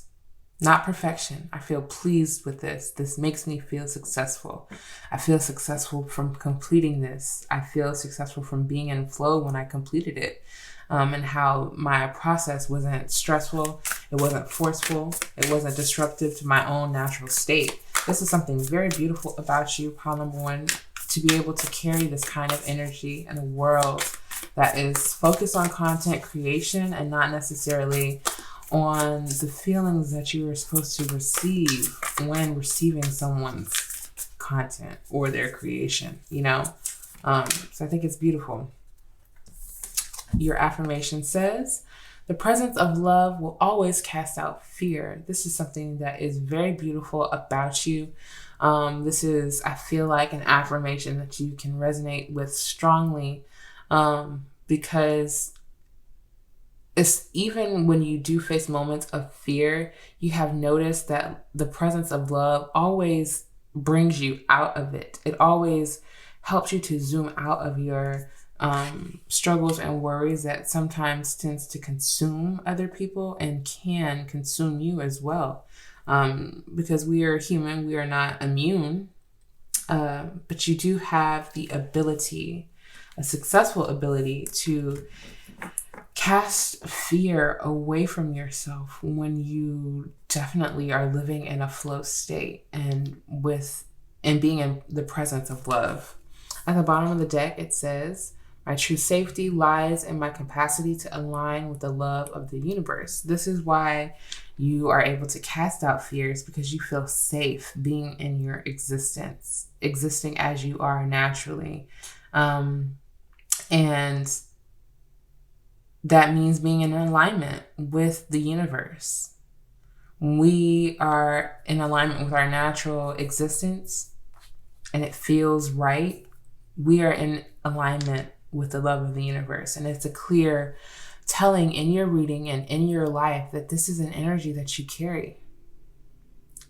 Because you do. I feel like you feel safe. I feel like it is a part of your true nature, because you are feeling a oneness with the universe. And happiness, safety, protection, flow, success, these are strong, powerful, before even any of the tarot cards come out, powerful energies to have in your life. Pile number 1, all connected to your first house. You could have Jupiter in the first house. You could have Venus in the first house as well. So Venus or Jupiter being in any of these signs also. Or even Uranus as well. Just throwing that one out.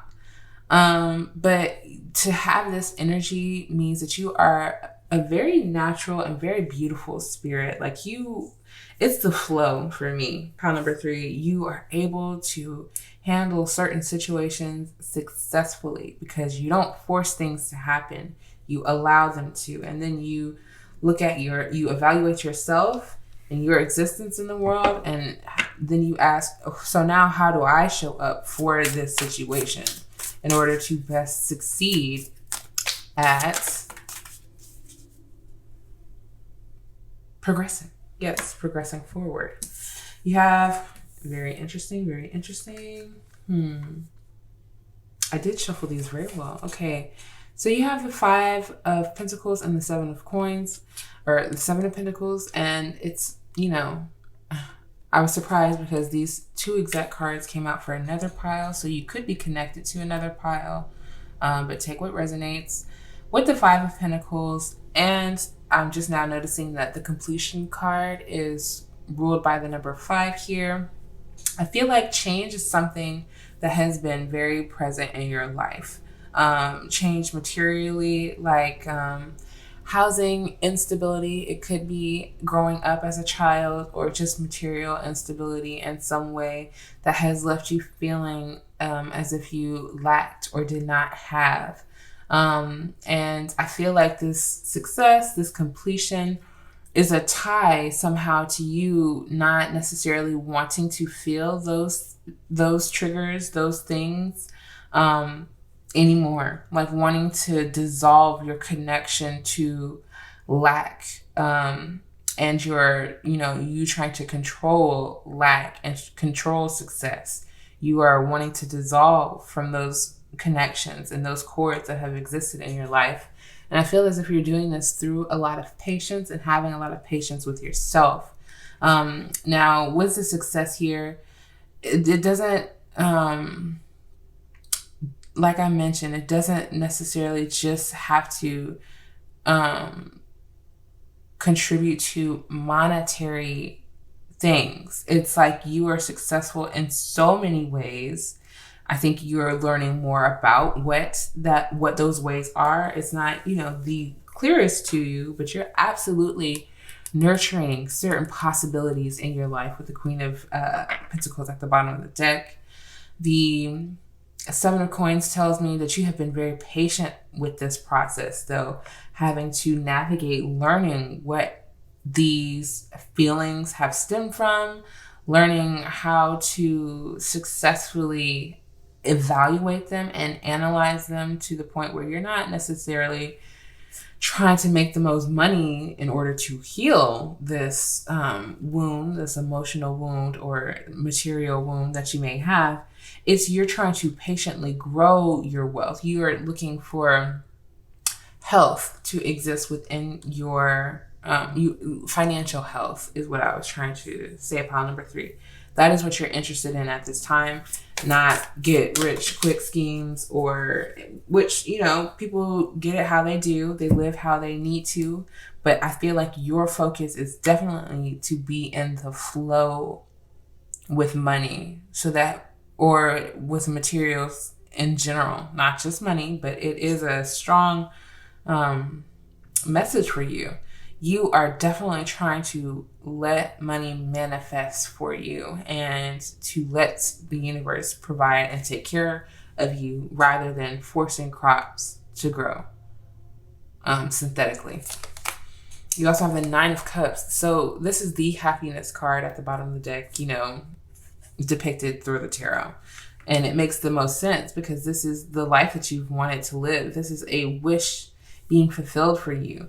You may, again, let's just call it what it is. You may want it to be the richest and still do, or just, make sure to be materially provided for it. And that does not have to be compromised in order for you to also be happy. Pile number 3. This is something you are very aware of because you are happy right now in whatever state it is that you are. And materially, I do believe that you can say that you are happy and that this is, where you are in life is somewhere that you once upon a time wished to be in. And it's been a long, almost Knight of Pentacles journey. 10 of Swords. So I feel like this is a part of the completion that you face on a regular is through mental states of completion. Really kind of not letting your mind wear you or tear you down, not letting your mind convince you that success looks a certain or specific way, not letting your mind to convince you to go out of flow, to try to make or produce things faster. This has been a cycle. It has been continuous for you. It will probably be continuous for you. It's not as if, you know, you can completely wipe yourself clear of certain things. It's just a learning process. Cycles. I think you are very aware of cycles, processes, like rinse cycles. It's like, okay, I rinsed this one time, but I had a lot of extra soap in it trying to get it clean, so I'm gonna have to rinse it again. And so you are absolutely in the process of releasing old thought patterns and habits. And this is opening you up to new beginnings and more fulfillment and more happiness around the success that already exists in your life. And you have the World card as the one that I wanted to pull finally. Meaning lots of opportunities, lots of, like, the literal world is open to you, as we can see it in the completion card way far in the back.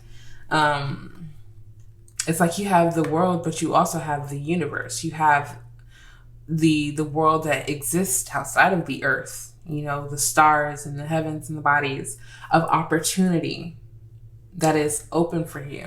I think a large, you know, big, beautiful thing about yourself is your awareness of whatever judgments that you hold towards yourself is beautiful, because you know how to be gentle with yourself. You know how to hold yourself, hold your heart.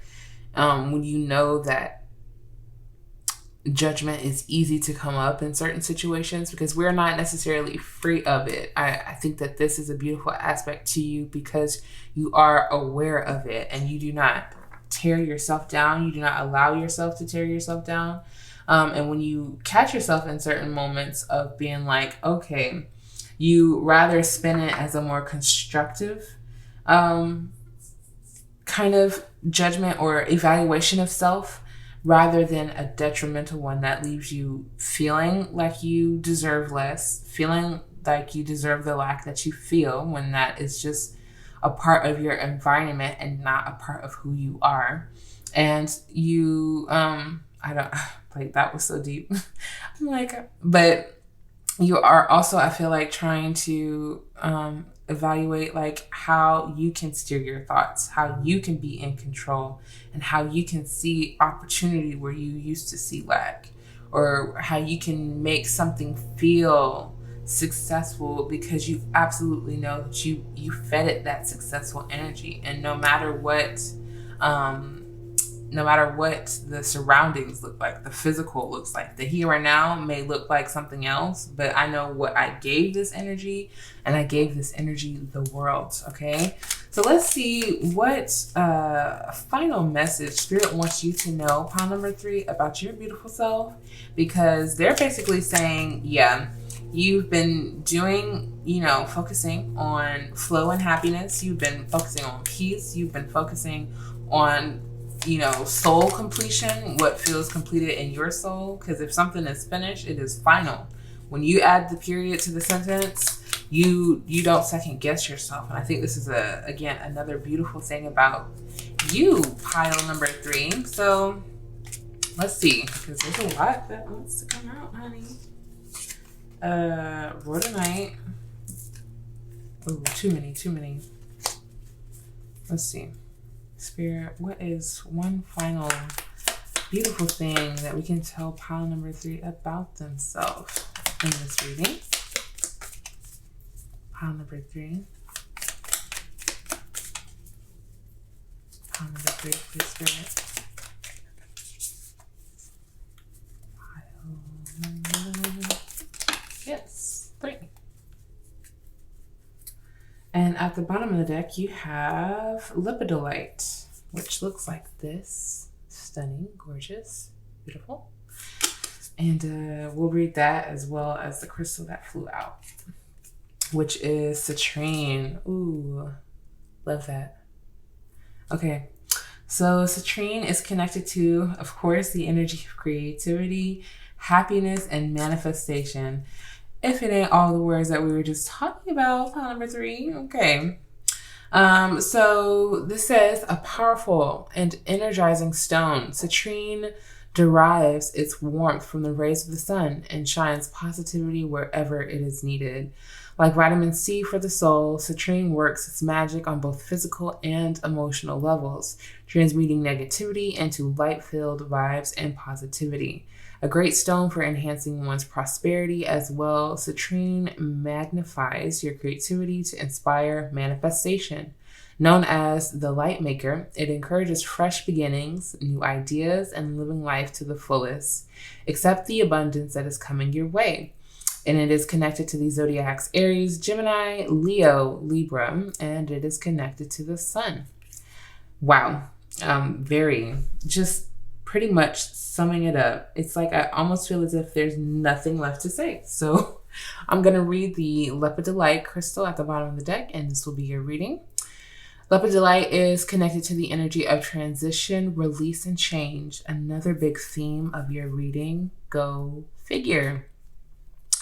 Change is coming, and lepidolite is the perfect crystal to help you with those transitions.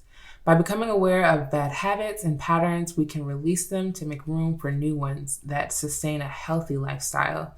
Lepidolite helps us let go of attachments to old behaviors and addictions, clearing away emotional ties to the stories we tell ourselves. Lepidolite encourages self-love on all levels, even if we need to step away from our current way of doing things to establish that trust. Write the story you want to live. And this is the energy or zodiac Libra with Jupiter and Neptune, which Jupiter is supposed to be in your first house. So pile number 3, I hope that you enjoyed this in-depth and very thorough reading about some of the most beautiful things about yourself. I hope it resonated deeply and that you see yourself in a new and beautiful light, the same way that Spirit sees you in this beautiful light. If you enjoyed this reading, please give it a big thumbs up. I would greatly appreciate it, and I would love to see you in another reading. Peace. Hello, pile number 4. Welcome to your reading. Today we will be looking at some of the most beautiful things about you and your beautiful energy and spirit. So the table looks a little differently. I do have the decks facing upwards, and this is because I got such a strong message just shuffling your cards off camera, and I just wanted to jump right into it. You chose the Resilience card, and you chose the die Mars. And I'm going to try to zoom in, but if you can notice, you have the Mars energy within the Resilience card. So when I first shuffled your deck and got the die for your crystal energy, it was very clear to me that you are an individual with a lot of energy. So I would love to start off this reading to just requesting and asking very nicely of you to take 1 or 2 deep breaths before us getting into this reading, okay? And so initially, off bat, I see that you are a person with goals in mind. You have a very strong willpower to accomplish and make things happen for yourself. And this is because you have a very activated Mars energy. This is something I'm almost certain about. Pile number 4, your Mars is very activated. It is very influenced by energy. And this means that you have a lot of energy in your just natural ways of being. How you move, how you access things, how you make things happen is very energetic overall. So in the Resilience card and with all of these energies, let me address these surrounding energies first. I'm going to address the Attempt card first, because this person, this figure, is in a similar kind of stance as the person within the Resilience card, meaning that you're about to attempt something, you're about to take off with something, and you have good luck on your side at this current moment. It is the bottom of the deck energy. It is the undertone.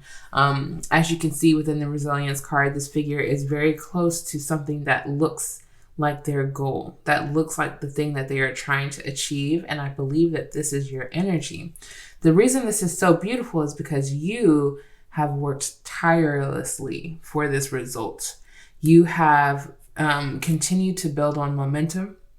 You have not let it falter or fade at any moments, especially even if it's like new beginnings for you, or new situations. You have still continued to progress forward and learn what you want to learn, what you feel as if you need to learn in order to make this happen. So the reason why the page, and of course the 10 of Pentacles pile number 4 is right underneath that. And this is freshly shuffled and everything. So the Page of Pentacles to me stood out because of this giant green doorway. And this is a very similar symbolism to the staff here and the resilience card, signifying that you're very, very close, literally standing right in front of a goal that you have put a lot of energy and effort towards accomplishing, and you're right there, pile number 4. This is so beautiful. I got so excited before I could even turn the camera on or get started with any of your other cards, because I wanted you to know that something that you have put pure energy, and you have a lot of it, pure energy into, something that has been very, mysterious to you in a sense where you are new at it. You're very new at it. You want to kind of just try it out and see where your abundance lies in the situation. And you have accomplished a very big goal for yourself based on pure resilience in unknown territory. So, mouth-winded, full of information that is fun there. I'm going to just look into the Oracle and see what Spirit wants you to know about this beautiful message of resilience. You definitely are the strong friend. You are the strong-minded friend. You are the strong, actionable friend. You definitely are the type to show up for people. But not even just for other people. You also are a very abundant being, because the resilience card is connected to number 26, which breaks down to an 8. And we already saw the 10 of Pentacles here for you. I think what does tend to get in your way, and which is still very beautiful, because I feel like something has to stop you, pile number 4. If it's not momentum itself, it is your fear. And so why I say that this is a beautiful aspect, and please do not take me wrong, is because your fear always provides for you a reality check. It pinpoints things for you, because you are then able to feel when something is out of balance, when you sense fear. Because normally in the face of almost anything, you are fearless. You go for it. New situation, no problem. I'm gonna navigate the situation with a fiery beginning and feel my way through afterwards. Like, I'm just gonna go for it, try it, give it my all, give it some good energy, and really face whatever is here. But there are certain fears of yours that do kind of put on the brakes for yourself. And so what you've learned to be really good at is soothing yourself with calming habits, being able to calm yourself, to self-soothe in any situation. And that has also helped with your resilience, because you are naturally this person. And to say that you are fearless would be to say that you are not human. And I feel like you feel very connected to your humanness, pile number 4, but it's also to say, I did it with fear anyway. And I feel like you also feel as if this adds to your strength. Like, this makes you feel strong when you notice a fear. You notice a fear and you're like, okay, I'm going to self-soothe myself in order to continue. And this is such a beautiful thing, pile number 4. At the bottom of the deck, Sacred is here to say that it's not only a beautiful thing, it's a very sacred thing that is a part of your blessings in this lifetime. It's a part of your wisdom, is to not only just do it scared anyway, but to be inspired by your fear.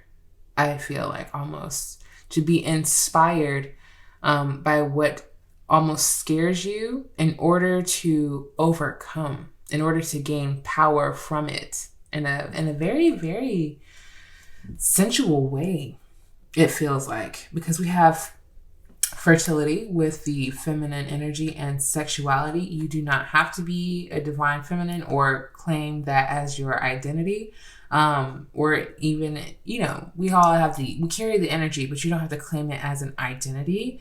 But you do have some kind of sensual energy about you where you go for things in a way. It's almost as if you lust for certain things to take place or to occur. And I do apologize for the background noise right now before it'll be in and out.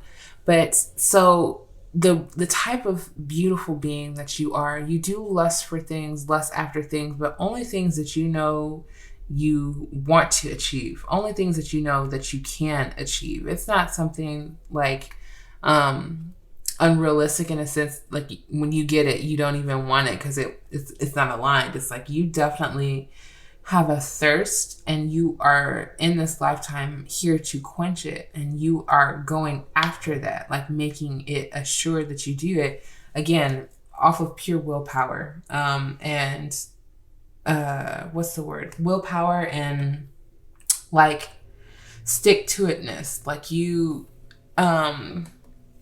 I did mention having like a fiery Mars placement, but you could also have like a very earthy Mars placement or a fixed Mars sign. So the fixed signs would be Leo, Scorpio, Taurus. What's the fixed air? Aquarius, I believe, is fixed air. So that could be any of your Mars signs, or just having that fiery Mars in general. But yes, you are like you really feel for things.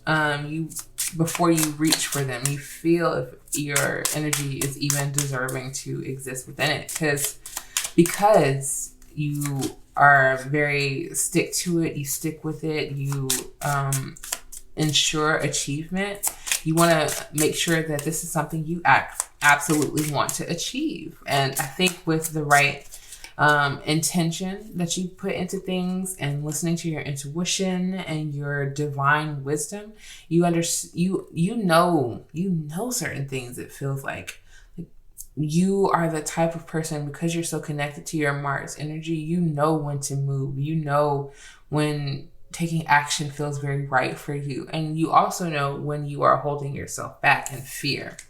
I love that. Pile number 4. So you have the turkey here. Honor your own line of honor your own time of harvest. Offer your gifts and blessings as service to the greater good. And so I feel like this is a part of your achievement. You are definitely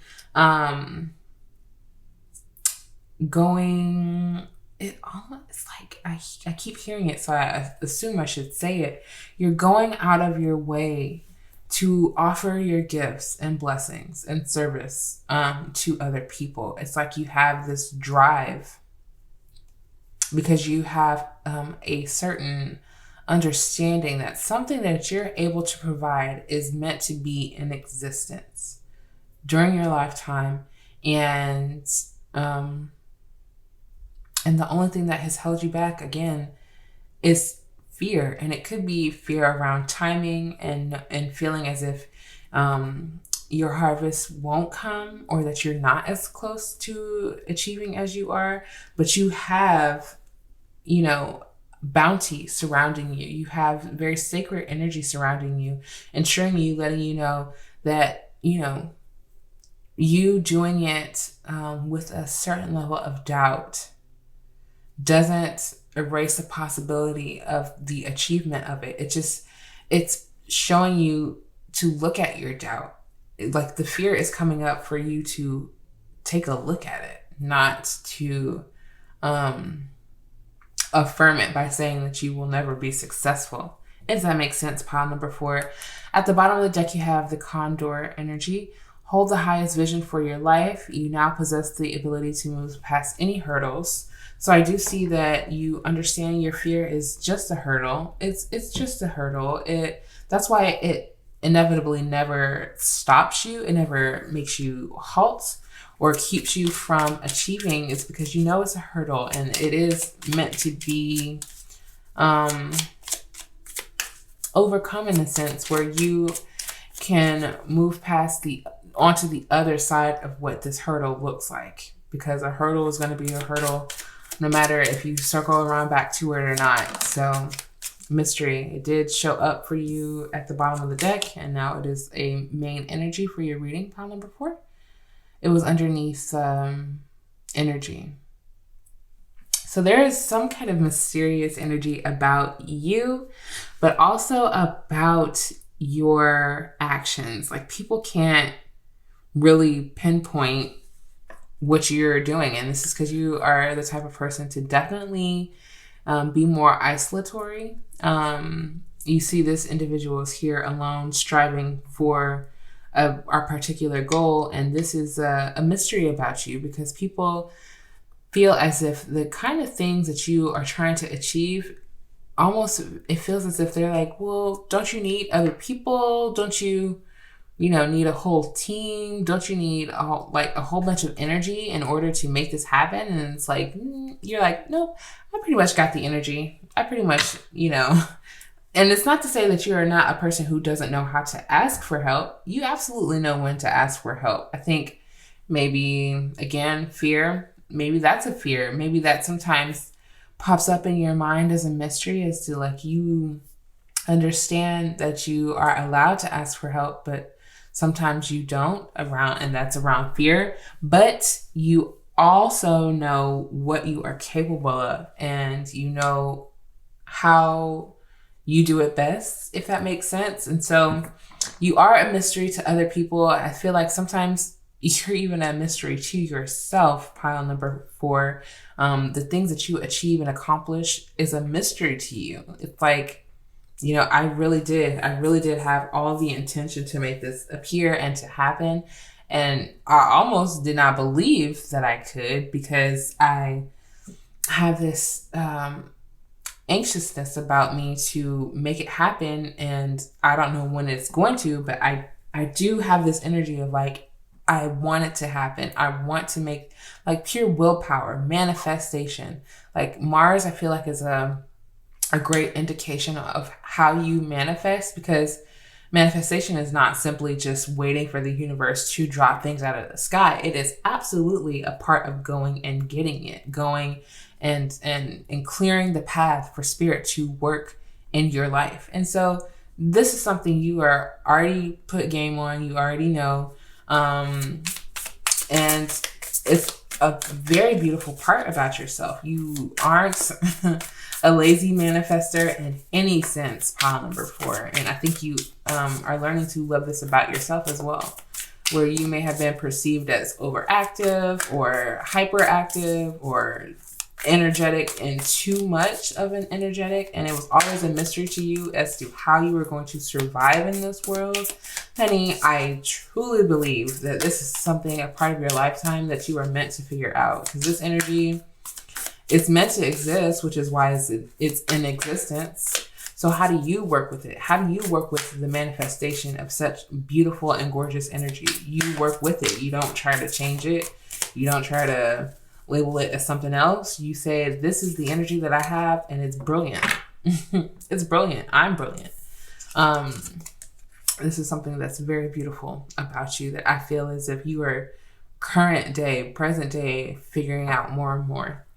Obstacles are detours in the right direction. Honey, this is all about a path. This is all about a journey. This is all about a pathway. Because you see obstacles on a path more than anything. You don't see a tree or a forest on the side of the road and you think, oh, these are all obstacles. You would see a tree falling down in the middle of the street as an obstacle, if that makes sense. And so when you see obstacles in that way, I think that you think that they're great detours. I think again, nothing stops your flow, nothing stops your steps. And it may still and yet seem like a mystery to you, because even, it's like the symbolism, spirit is so funny. if you can see in the mystery card here, this circle depicting almost a blacked out sun or a new moon or something like that. You could have been born during a new moon. It's as if, and that's when the sun and the moon are in the same sign. But you also could have been born during a full moon as well. With these energies depicted in the sky here, up high and bright and circular. It's standing out to me in a sense of like your identity is a very big guide for you. How you identify, how you connect with how you identify, like being very actionable, being very action oriented, being very energetic, having a lot of energy, you let that guide you in a sense. Even when things seem mysterious, you kind of don't question it. You don't question obstacles. You just accept redirection as they happen. It's meant to be a mystery to you, I feel like. You're definitely that kind of person. I think this is a beautiful thing about you. You understand that some things are meant to be a mystery, because if you were redirected, it was meant for you to not know what was going to happen in that other direction. And you absolutely know this. So here's another beautiful thing about you that you understand. My super attractor power comes from how I feel, my faith and love, and the joy that I put out. So people, they feel joy radiating from you. They definitely feel attracted to you in a sense that they feel your power. They feel your optimism and faith in certain processes, and faith in the universe, and faith and love in the universe. They feel these things from you. And I feel these things from you, like emanating from your energy pile number 4.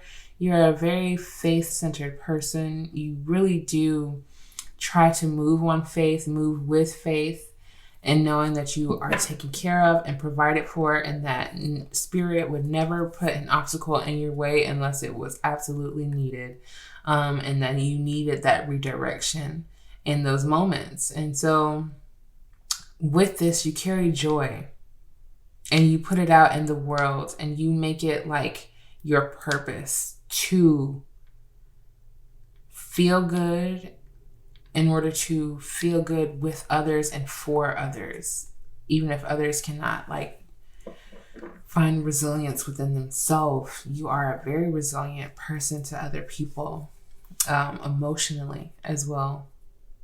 So beautiful. Pile number 4. Let's see. There's another affirmation. The universe has your back. And that was what I was saying, is like you definitely feel protected and well taken care of, in a sense, like you don't feel like your fears overwhelm you, overtake you, or take you to a place where you lose your faith. It's just like, wow, let's keep on with this beautiful message about your beautiful spirit through the tarot, pile number 4, because I feel as if I just need to know more about you. Let's see. Oh my goodness. Pile number 4, please, spirit. Some of the most beautiful things about them. Can you tell me more about pile number 4, please, spirit? Yep. Okay, King of Swords. Big I know myself energy. The King of Swords definitely can be an individual who knows their mind because they have mastered it in a way. They have gone through the phases of learning it, of nurturing what they've learned, of nurturing what has been more conditioned and thought pattern and all of these habits. But the King of Swords takes what they have learned in order to share in their environment. And I feel like this is a big part of what the affirmation was telling us about the energy and joy that you put out.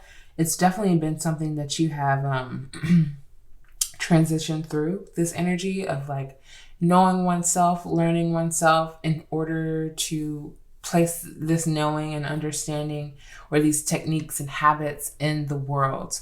I feel like the King of Swords energy is playing off of the mystery energy in a way that people really don't know what you're thinking next. It probably entices them, excites them, but they definitely cannot keep up with the level of transformation that you experience within your mind, I feel like, on a daily. That's a very beautiful thing because they're supposed to be keeping up with their own mind, their own thoughts. So you doing you is revolutionary. It's revolutionary. The Hermit at the bottom of the deck, also in key with the isolation. Yeah, you have to have time to yourself in order to think all of your thoughts, process through them, write them down, experience them, let them be experienced before sharing with other people. You definitely need your time, your thinking process, your alone time to sort out your thoughts and to show up as a leader that you've always wanted to be. This is the type of process that you experience. It's not to say that you're not fast actioned and that you don't have the possibility of like showing up on a spur of a moment when you need to. It's just kind of like you definitely have an ebb and flow of how you show up for people based on how you show up for yourself. With the Two of Cups, it tells me that you do have this ability with connections, again, mysterious. They want to know more about you, know more about your flow, your process, how you overcome obstacles. They want to know how you're so resilient. People are very curious about you and your decision making in regards to success, in regards to your own personal values of success, because I think people want to live this way. They want to live like they feel successful and mentally secure and stable, even while overcoming the mysteries of life and the mysterious challenges of life as well. So the Two of Cups tells me that there is a partnership in your life that is, they view you as so delicate, but also as so authoritative. It's like there's these two opposing energies with the King and the Two of Cups of the divine feminine and the divine masculine. You have a very good balance of these two energies, it feels like, within yourself. No matter how you identify or how you present these energies, internally you have a very good balance. And this harmonizes you with other people as well. That's why when you can go into almost any environment and definitely be the person that people feel most connected or comfortable standing next to you. Like you're good with introverts and extroverts kind of energy. Just because you're able to meet people at the level that they want to be met at. And I feel like you have a good process of doing this for yourself as well. You meet yourself emotionally where you feel as if you need to be, so that you can address your fears if it's something that feels to be on a lower vibration. And then you master certain goals and accomplishments when you are in the process of elevating your energy. And I hope all of that made sense, pile. Number 4, let's see what else we can tell about you and your beautiful energy and spirit. You could be a person that is in a divine connection with the Two of Cups here, just signifying like this is a beautiful part of your energy to have a mirror in your life, a beautiful partner in your life that reflects your beautiful energy as well.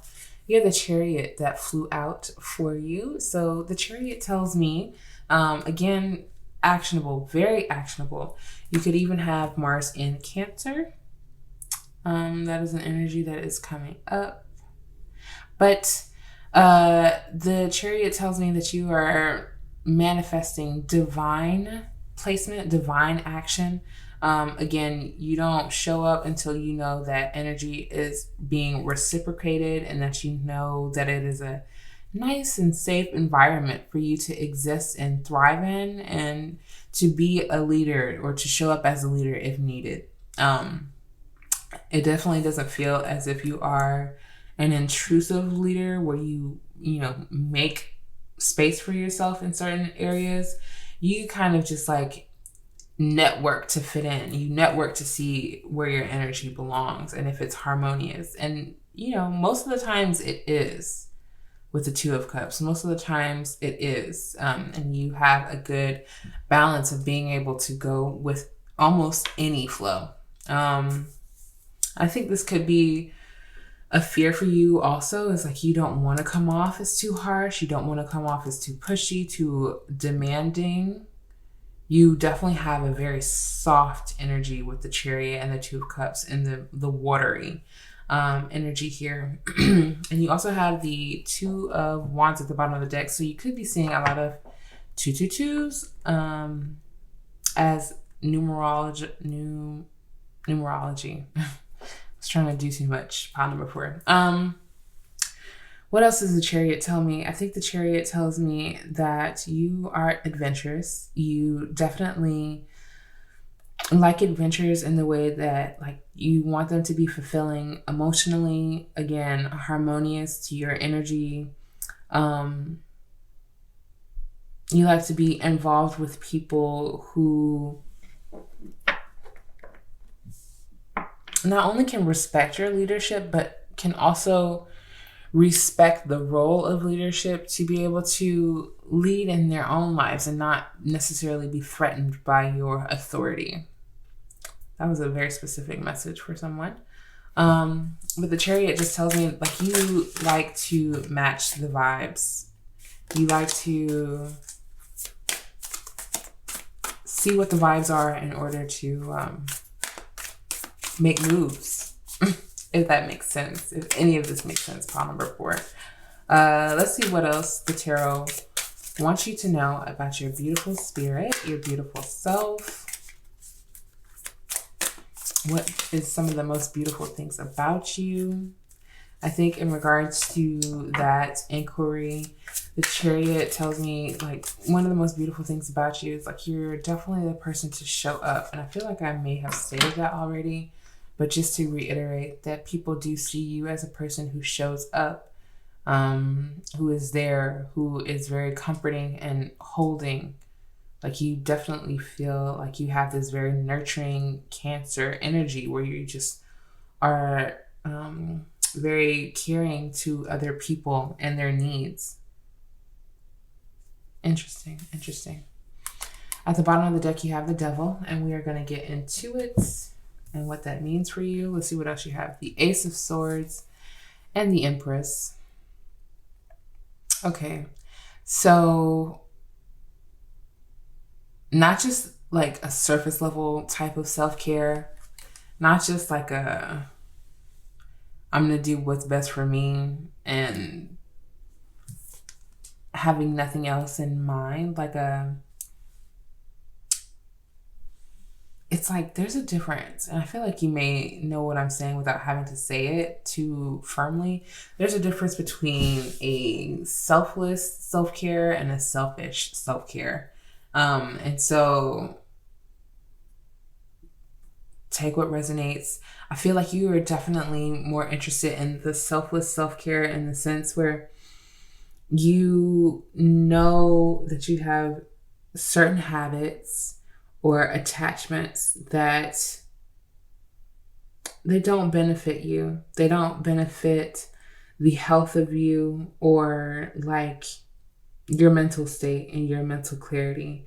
And I think that that's something that's very important to you, especially when you are navigating unknown terrains and in certain situations and needing to network and navigate new environments. You definitely feel like you want to be at your mental best, mentally aware, sharp, but also nurturing to the environments that you're in, like not going in with a specific perspective, being very open to all perspectives that may exist in the environment at hand. And so with the Empress here, you know that Healing certain attachments and habits allow you to be your best self mentally. You understand this, you know that your fear only feeds into certain beliefs and attachments and habits.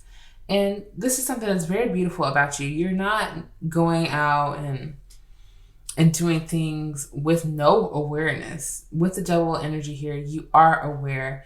And maybe it's still mysterious to you as to how these habits and attachments have formed in your life, how they have affected your life, and like your decision making and your movements in life.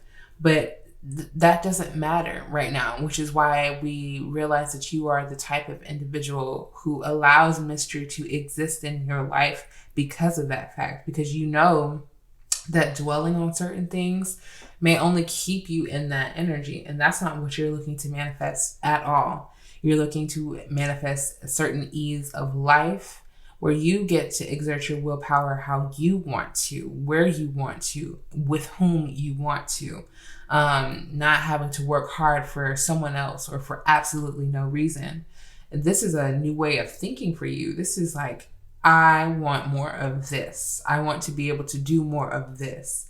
I want more of this to exist in my life. I want this perspective to exist in my life. I want to have a repertoire of perspectives so that I may never grow stagnant in my thinking, in my way of being or existence. You are so beautiful, pile number 4, wanting to have this kind of existence, having these kind of goals in life,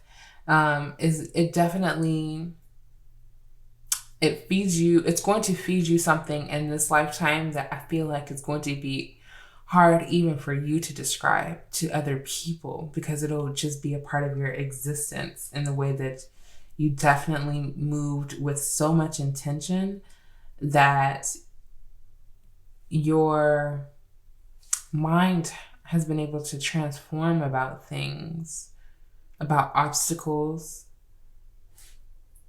And when things, quote unquote, get in your way, but it's really like, it's in my way to get me out of my own way, if that makes sense. Pile number 4, I'm trying to see what else Spirit may be trying to tell me about your beautiful energy. I think while you are waiting for your time of harvest to manifest, Spirit is asking you to do all the gentle things with yourself. Maybe give yourself a hand massage if that's possible. Something real simple. Massage your own shoulders. Something with lotion, I'm feeling like. And being able to touch yourself physically and somehow draw yourself out of your mind at times, especially to keep it from getting too crowded. 2 of Swords, especially when you need to make a decision. Sometimes the best advice is to step away also. Pile number 4. And this is something you may be aware of and just needed to be reminded about. The Ace of Swords, I feel like is just telling me to observe your fear in a different way. Take time to observe your fear in a different way. Sit with it briefly. If you notice the emotion of fear, sit with it briefly in isolation and dare to interrogate it. I told this to a dear friend of mine recently, to interrogate your fears, interrogate why certain thoughts exist in your mind, especially if they are harsh thoughts or difficult thoughts. Definitely interrogate them as harshly as they interrogate you, is the advice that I gave. And so here it is being replicated once again. So pile number 4, I'm just going to look at one final message from the Crystal Oracle about your beautiful soul and to remind you of some of the most beautiful things about you. And that will be the conclusion of your message. Pile number 4, please, Spirit. Thank you. Almost fell on the floor, but it didn't. It didn't. Okay. At the bottom of the deck, you have Auralite 23. Very interesting. This is what that one looks like. Oh, very pretty. Auralite 23, and we will be reading the bottom of the deck for that one. And you also have Agate, which looks like this one. And I will read this one for you right now. So the agate is connected to the energy of stability, grounding, and truth. A stabilizing stone, agate is used to balance the mind, body, and spirit, creating harmony in all areas of your life. Much like the patterns on the crystal itself, grounding and supportive agate helps to reveal inner truths, cleansing beneath the surface to expose your authentic self. Yes, a wonderful stone to heal resentment. Agate frees you from the self-imprisonment of inner anger, replacing it with safety and security. Agate takes its time, vibrating at a slow and steady pace, and encourages you to take as much time as you need for the matter at hand. It is connected to the zodiac Gemini and the planet Mercury. So the agate is telling me that even with all of this energy and your critical thinking skills and capabilities, you do have a hairstring of a temper, or the emotion of anger may also come up for you. I think that this emotion will be very truth-telling for you, to let you know where you have been holding yourself in this energy. It says a self-imprisonment of inner anger, meaning you are the only person who may still be holding yourself to this energy, which is perfectly fine. It's a beautiful thing to realize that you are a passionate being, that you have access to emotions and emotional maturity and emotional intelligence to be able to know when this emotion is needed and when it is time to let it go. A beautiful thing to be able to realize about self.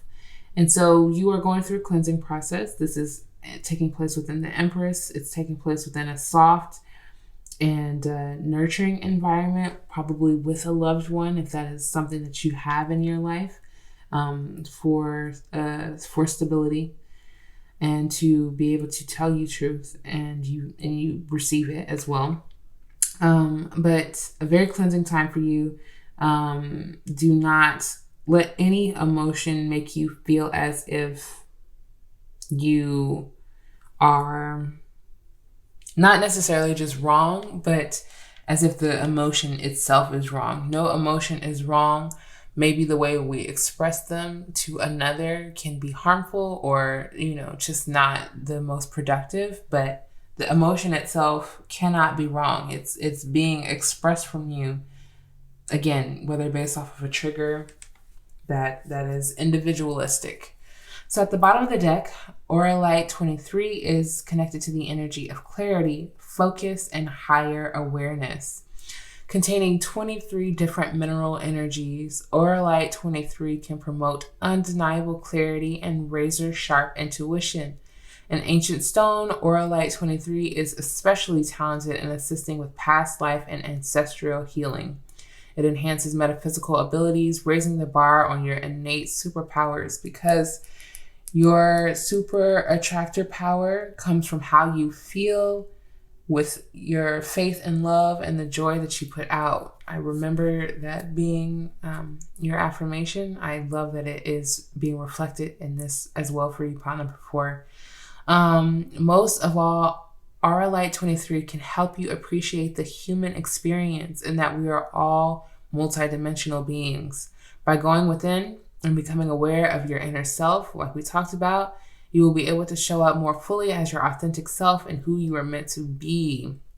And it is connected to the zodiac Aquarius and Pisces and to the planet Neptune.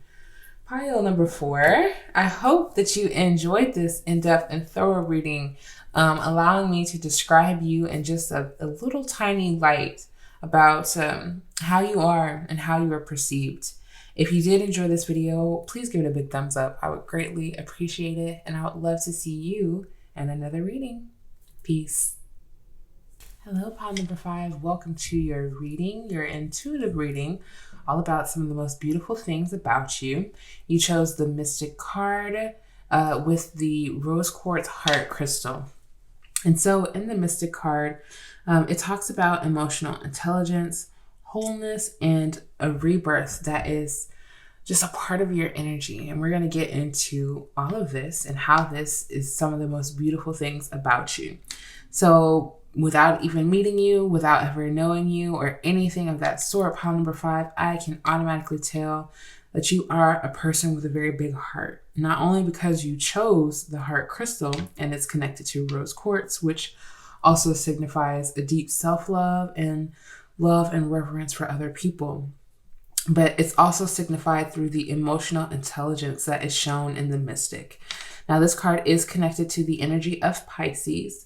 So you could have, a lot of that energy in your natal chart. You could have Pisces Venus or Pisces Moon, with this being a heart and that being connected to those two planets being connected to your heart in different ways.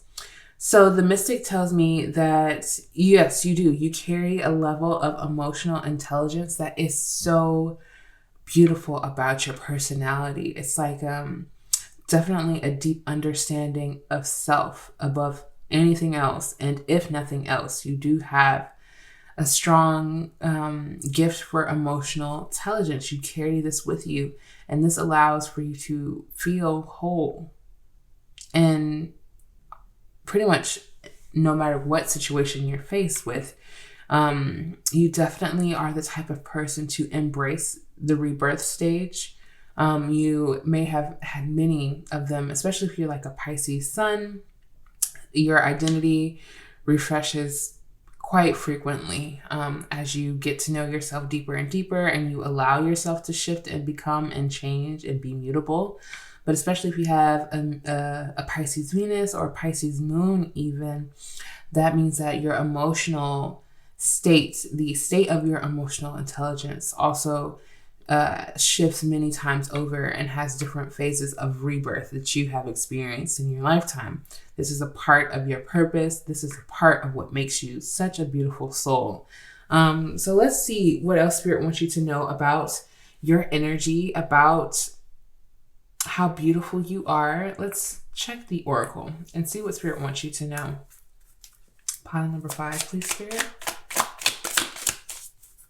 Pile number 5. That one really wants to come up. At the bottom of the deck, you have surrender. We're going to get into the meaning of this being your bottom of the deck. And this card you have is clarity. Okay. So this card tells me that you are the type of person that seeks clarity in all forms. You definitely are an individual who needs balance represented in your life. You need things to be balanced in order for clarity. And so Pisces is already a sign known for things being unclear in their life, energy being uncertain, and not having the deepest of clarity. So with this as a part of your energy, this is something that makes you so beautiful. It's because you are not working against the Pisces energy, but working with it in order to gain your own level of clarity. As you can see, the two figures sitting side by side, this individual, they have one eye open and one eye closed, meaning clarity to you does not look like clarity to other people. It does not mean that you have, and you can also notice the individual in the center has their eyes closed. So this is definitely a great physical representation of how you seek clarity. As a person who may hold a lot of Pisces energy, but in general, you may even be like mistaken for Pisces and not have it in your natal chart a lot or at all. And this is because people can't really get a clear visualization of who you are, which means that you may have like Neptune placements in your natal chart. If you're into astrology, that leads to that as well. But The clarity aspect is you actually thrive off of being able to sense things. Even this individual in this card has their eyes closed. And of course, I'm noticing at the bottom of the deck with the surrender card, their eyes are closed as well. So your sight is intuitive based. You are a person who definitely leads with intuition, follows intuition, is led by others who follow their own intuition. It's like this is a strong part of your personality, and it's very beautiful. It's like you could even something that makes you so beautiful. You could literally have beautiful eyes, but you don't use them for the sight that everyone else depends on them for, if that makes sense. Like you have a different kind of vision, and you receive clarity in almost abstract ways. You could also have Libra in your chart with the scales here. So the surrender is telling me that you are in the process of waving a white flag. I think this could be just with yourself, or this could be in regards to a specific situation or another person. We will get into that quite possibly. But what surrender tells me also is like you're not necessarily a person to force things. You know when to surrender. You learn every day how to surrender even more, because you never want to settle. You always want to be able to negotiate, and surrendering is not settling. Surrendering is actually opening you up to the idea that what you are trying to make happen is not something that you may necessarily want. And that's a specific message for someone.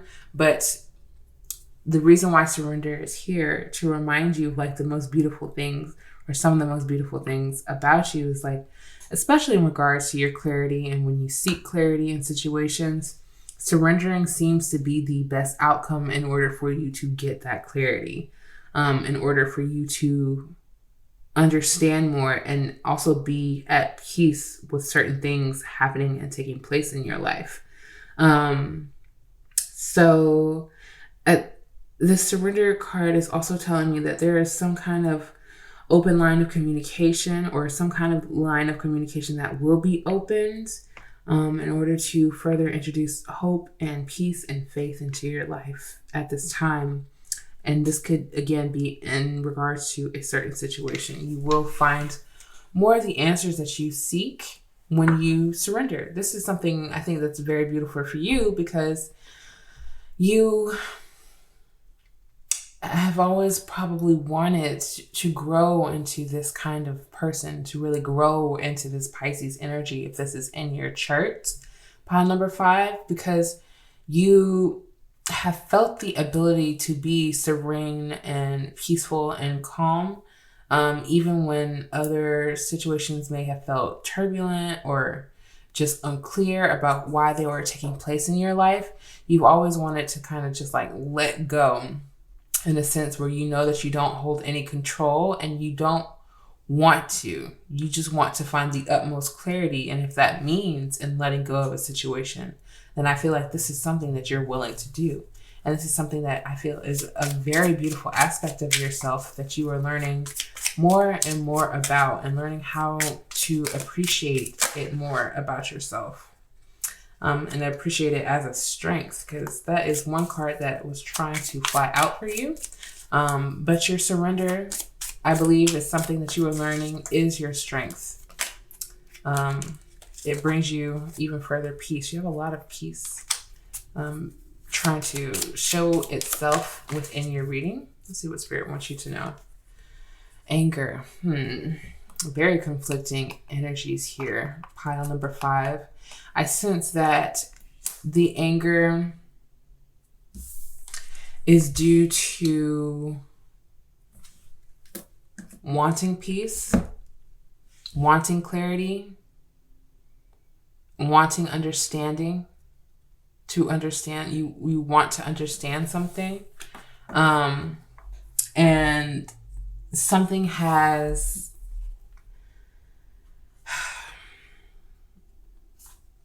brought this emotion out of you in order for you to surrender. pile number 5. I think and I'm going to just say it plainly, your anger is beautiful.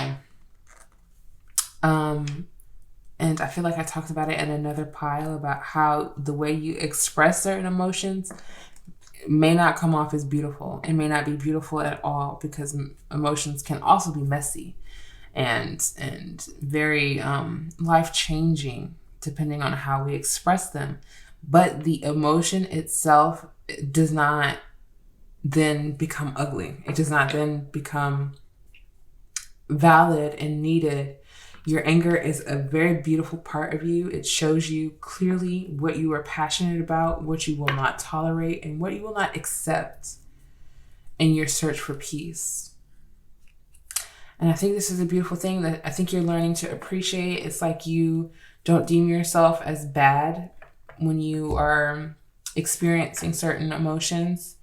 You don't deem the emotions themselves as bad either. I think you take time, you isolate self to get clear on what it is that these emotions are trying to speak to you. And this is a beautiful part of your process. You are very much so a meditative being, meaning that you take the time to really evaluate in a spiritual sense where certain things stem from for yourself. And you kind of surrender to the knowledge being introduced into your atmosphere, into your energy field, even. Not to say that you accept anger or you accept being taken over by anger. It's like you accept the acknowledgement and you accept the responsibility of finding clarity around your own emotions. And that makes you a very beautiful being. You don't see a lot of people taking responsibility over their emotions and learning how, when inflicted, that can cause pain to another. And so this is something that is a goal for you. And Spirit sees it as something that is very beautiful about your personality. You have the Duck. Find comfort and balance in simple ways. You have support all around you. Very interesting. So comfort and support is really at hand for you. And it's not something that you necessarily have to work hard to find or achieve. You have peace surrounding this reading, with your clarity card being a meditative state, the mystic being in a meditative state itself, having peace at the bottom of the deck and surrender. You could also see a lot of doves as symbolism, or an olive branches, symbolizing you being offered something, being offered help, or being offered hope in a certain situation. So you do have comfort and balance at hand for you right now, and being supported by your spiritual team. And Spirit wants you to know that the ways in which you find comfort and the ways that you balance yourself is another beautiful aspect to you. Again, when you take those intentional self-care moments of meditation, pure meditation, it feels like, with the eyes closed. And notice how the anger card has an eye that is open. So to me, it's like what you see is what makes you angry, but what you do not tune into cannot harm you or affect your peace. So it's almost as if like an intentionality to self-isolate in situations where you feel overstimulated and where your emotions are feeling overwhelmed, that could possibly lead towards anger and other emotions that align with anger. So this is definitely a beautiful part about yourself. It's like almost could be classified as an avoidance technique, but it feels as if it's like an avoidance in order to keep others safe emotionally. How you do not want to blow up or endanger someone else's feelings because of something that you are feeling intensely and passionately, which is, again, you have a big heart. So to have open room and space for all of those emotions to roam free is likely. It's very likely that is existing in your body. And it's not something that you should shame but find comfort in, if that makes the most sense. Just knowing that where there is anger, you also have a great and profound amount of peace that you are able and capable of tapping into. That is a part of your emotional intelligence as well. You know this. You know this. You know that this anger is also a part of your wholeness. That to tap into this anger is also a part of your rebirth, in order to let it, illuminate you, open your eyes to something, and to be released. At the bottom of the deck, you have the Condor Spirit, which is coming out for a lot of the piles in this reading. Hold the highest vision for your life. You now possess the ability to move past any hurdles. So surrender to the highest vision that you have of yourself, knowing that nothing can take you out of place of your peace, your peaceful state, unless you allow it to, unless you feed that anger, unless you feed those emotions. And this is something you're very aware of. I think it's just this awareness exists in order to further show you how beautiful you are. You have the choice to move with anger and move with resentment, but you choose to move with clarity and peace and love instead. And that's so beautiful. Pile number 5. Let's see what your affirmation is, to see what is some of the most beautiful things about pile number 5, please, Spirit. Pile number 5. Very interesting, as another pile did also get this as well. And so you share in similarity the fact that obstacles are detours in the right direction for you. They do not anger you. I feel like the one thing that does anger you is the ability to not have clear sight. But if you can clearly see an obstacle, then you know what it is. And you don't get mad at the obstacle for living in its own existence. You understand that you're now being detoured in another direction, in the right direction. So this is something that is very beautiful about you, pile number 5. Do not let any obstacles or detours enrage you, because you are absolutely in that moment exactly where you need to be.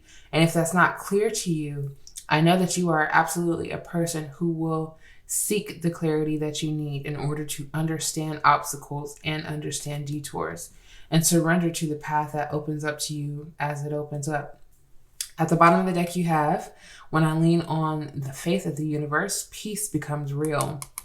It's literally an integral theme to your life to be at peace. And I know that that is a difficult state to exist in, depending on where you live in the world and how life looks for you, pile number 5, because there's a lot that you could absolutely be angry about, like injustice in systems that are built against people, humans, and other humans who are targeted against just the human existence in general. Things are here to show you what you are angry about, again, to show you where your passion stems from, and to transmute that anger into a peaceful, passionate energy is something that is such a beautiful talent that you hold.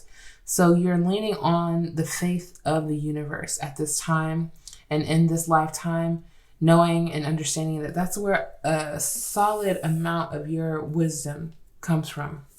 And at the other bottom of the deck, it says, when I'm connected to my joyful presence, I attract support from the universe. So again, another confirmation to never allow anything to disconnect you from your joyful presence. And this is how the universe will continue to support you and guide you in this lifetime.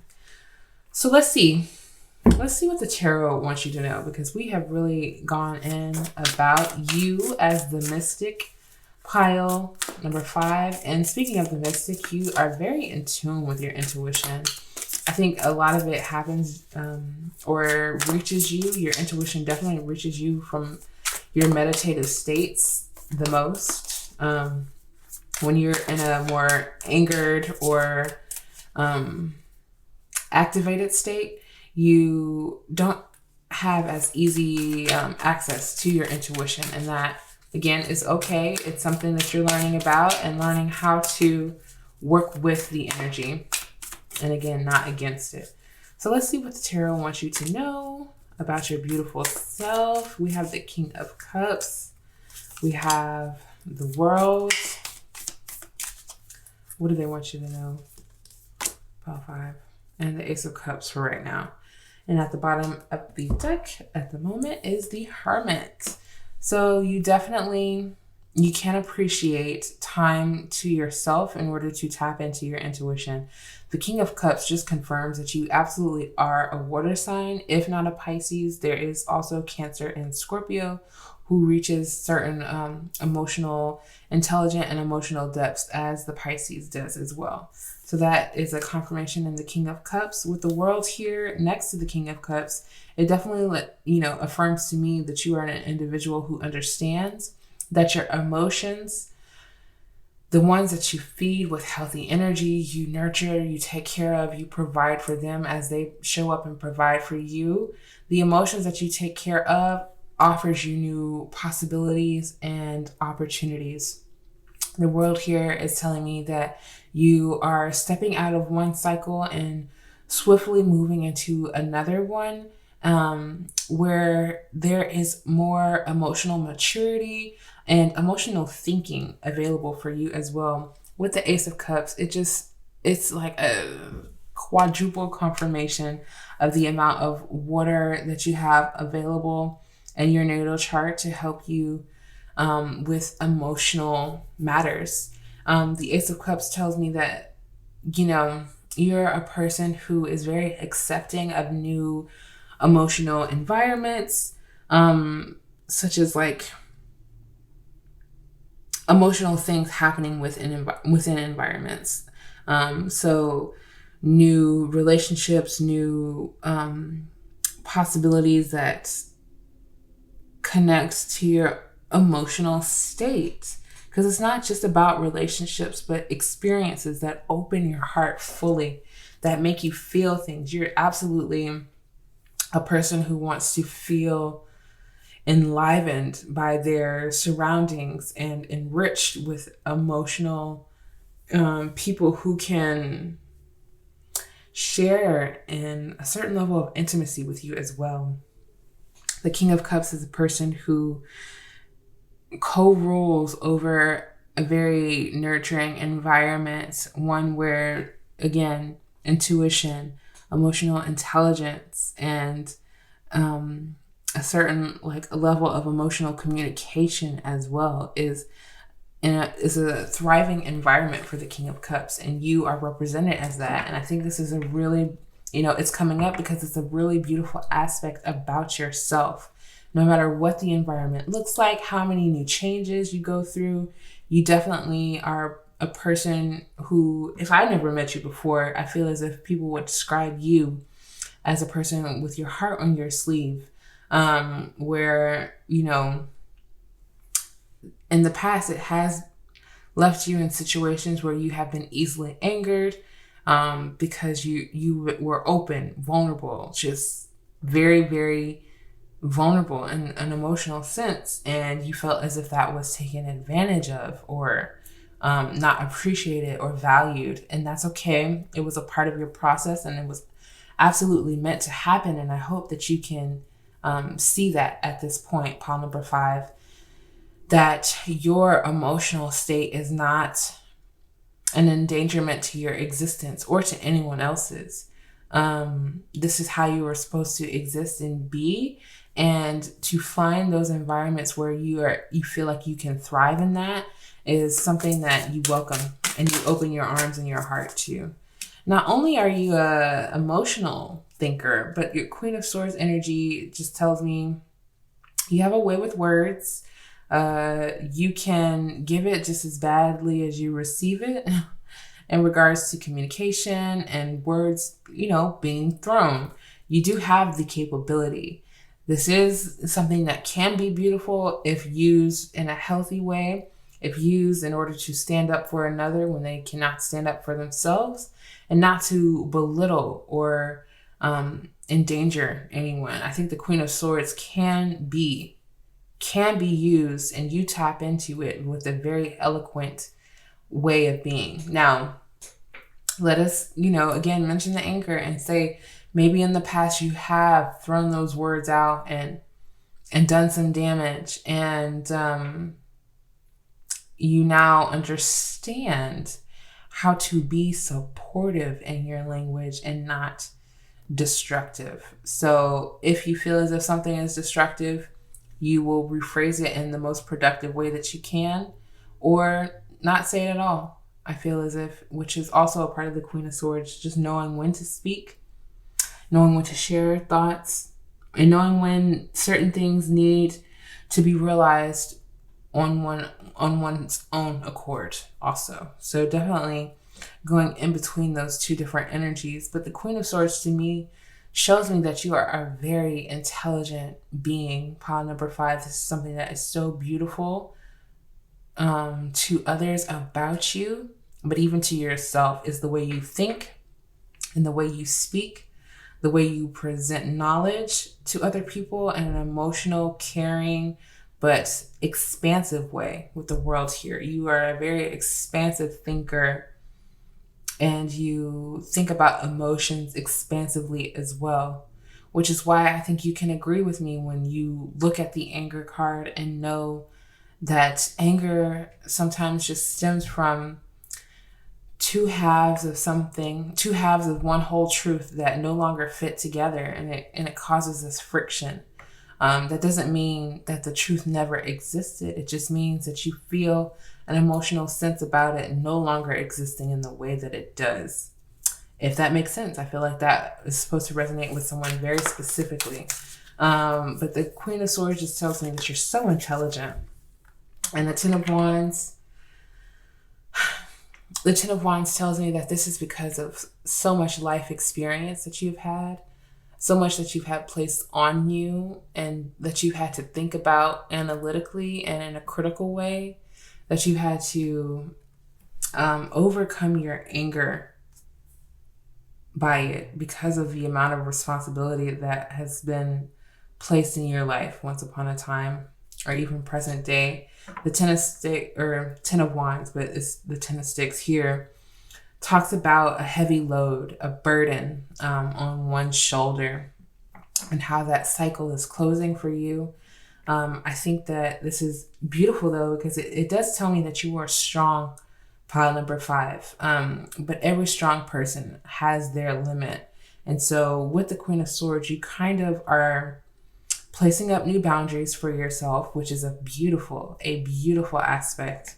Because as this cycle is closing and new cycles are beginning, you're really understanding who you are as you enter into these cycles and what you need emotionally and mentally in order to thrive. And I think this is a very beautiful thing about you.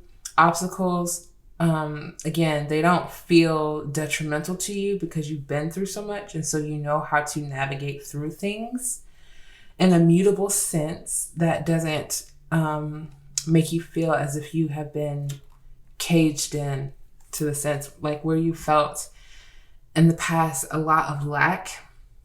You've experienced situations that have left you feeling as if you need more or don't have enough, and this has been hard for you in the past. With the 5 of Pentacles being the bottom of the deck energy, it has been hard for you to surrender to that reality, and to make peace with what you thought lack was and what you actually have in your life right now.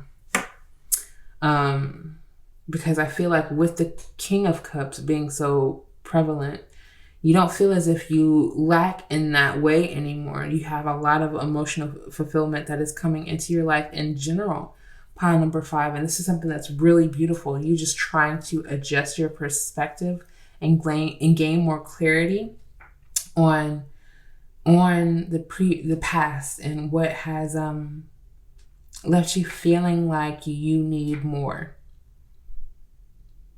or almost as if you are not enough. But I feel like that's just a specific message for someone. Like you're gaining clarity on why in the past you have felt like you weren't enough per whatever situation. So I think this is to end with the Five of Pentacles at the bottom of the deck is a beautiful thing. Queen of Cups right underneath that, because you are nurturing your past. You are nurturing even possibly your physical body and feeling displeased, unhappy, or disappointed with something that may have happened to your physical self as well, depending on who is watching this reading. And Spirit wants you to know that as you are embracing and surrendering to these realizations, to remember that some of the things that you have deemed as the most difficult to accept about yourself is the most beautiful. The things that you have felt were the hardest for you to move through has built so much strength and like core strength within you that many things cannot deter you from goals and certain ways of existence that you want to experience in this life. And that's absolutely a beautiful thing that you should treasure and value about yourself, pile number 5. So let's see what your final message is from Spirit. It came out pretty quickly. Your crystal message about some of the most beautiful things about you. So you have, what is this? The cat's eye crystal. Very interesting. This is what it looks like. Never seen this one. Excited to read it. And at the bottom of the deck, you have the kyanite crystal, which this is what this looks like. And I will also read that one as well for you. Pile number 5. So the cat's eye crystal is connected to the energy of agility, intuition, go figure, and protection. And it says, evoking the bright eyes of a cat, cat's eye is used as a talisman to ward off and protect against any evil or unforeseen danger coming your way. It increases agility, allowing you to fly beneath the radar of your enemies and progress ahead of your competitors. Cat's eye enhances night vision, giving you the ability to see through the shadows in higher definition and access heightened levels of intuition by opening the crown chakra. Cat's eye is regenerative, helping you to regain what was once lost. Leo and Venus energy is connected to this crystal as well. So this is a beautiful confirmation of your beautiful intuition, first of all, and your ability to see through shadows. With this clarity, you don't even need your eyes open to be able to tap into your intuition as strongly as you do, pile number 5. And it is an absolute gift. It is so beautiful. You have the mystic, you have the clarity here, you have cat's eye signaling this ability, this King of Cups ability to tap into your intuition at a moment's notice and to help you regain what you have felt like you have lost in the past. Such a beautiful message. And the kyanite crystal is connected to the energy of truth, communication, and I'll be damned if that does not say clarity. Pile number 5. Wow, so synchronistic. So this one says, speak your truth.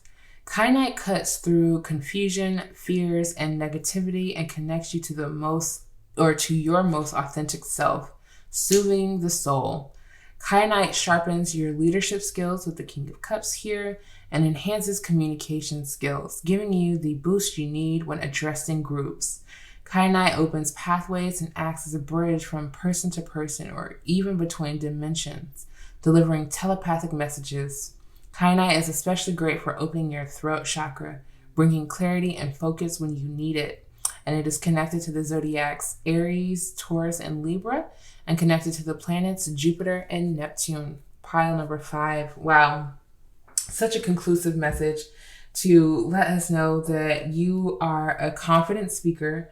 And this is a beautiful gift that you have to be able to connect both planes of intuition, but also to communicate that through to this 3D and physical world. Is a beautiful gift that you carry, and I hope that you cherish it and you carry it with you always, and that you know that your anger is a part of your beauty. the intense emotions that you feel, anger and all, it's a part of what makes you so beautiful, and a part of what makes you so intuitive and so emotionally caring. So, pile number 5, I hope that you enjoyed this beautiful, intense, and in-depth reading about what makes you so beautiful. And if you did, please give it a big thumbs up. I would greatly appreciate it, and I would love to see you in another reading. Peace.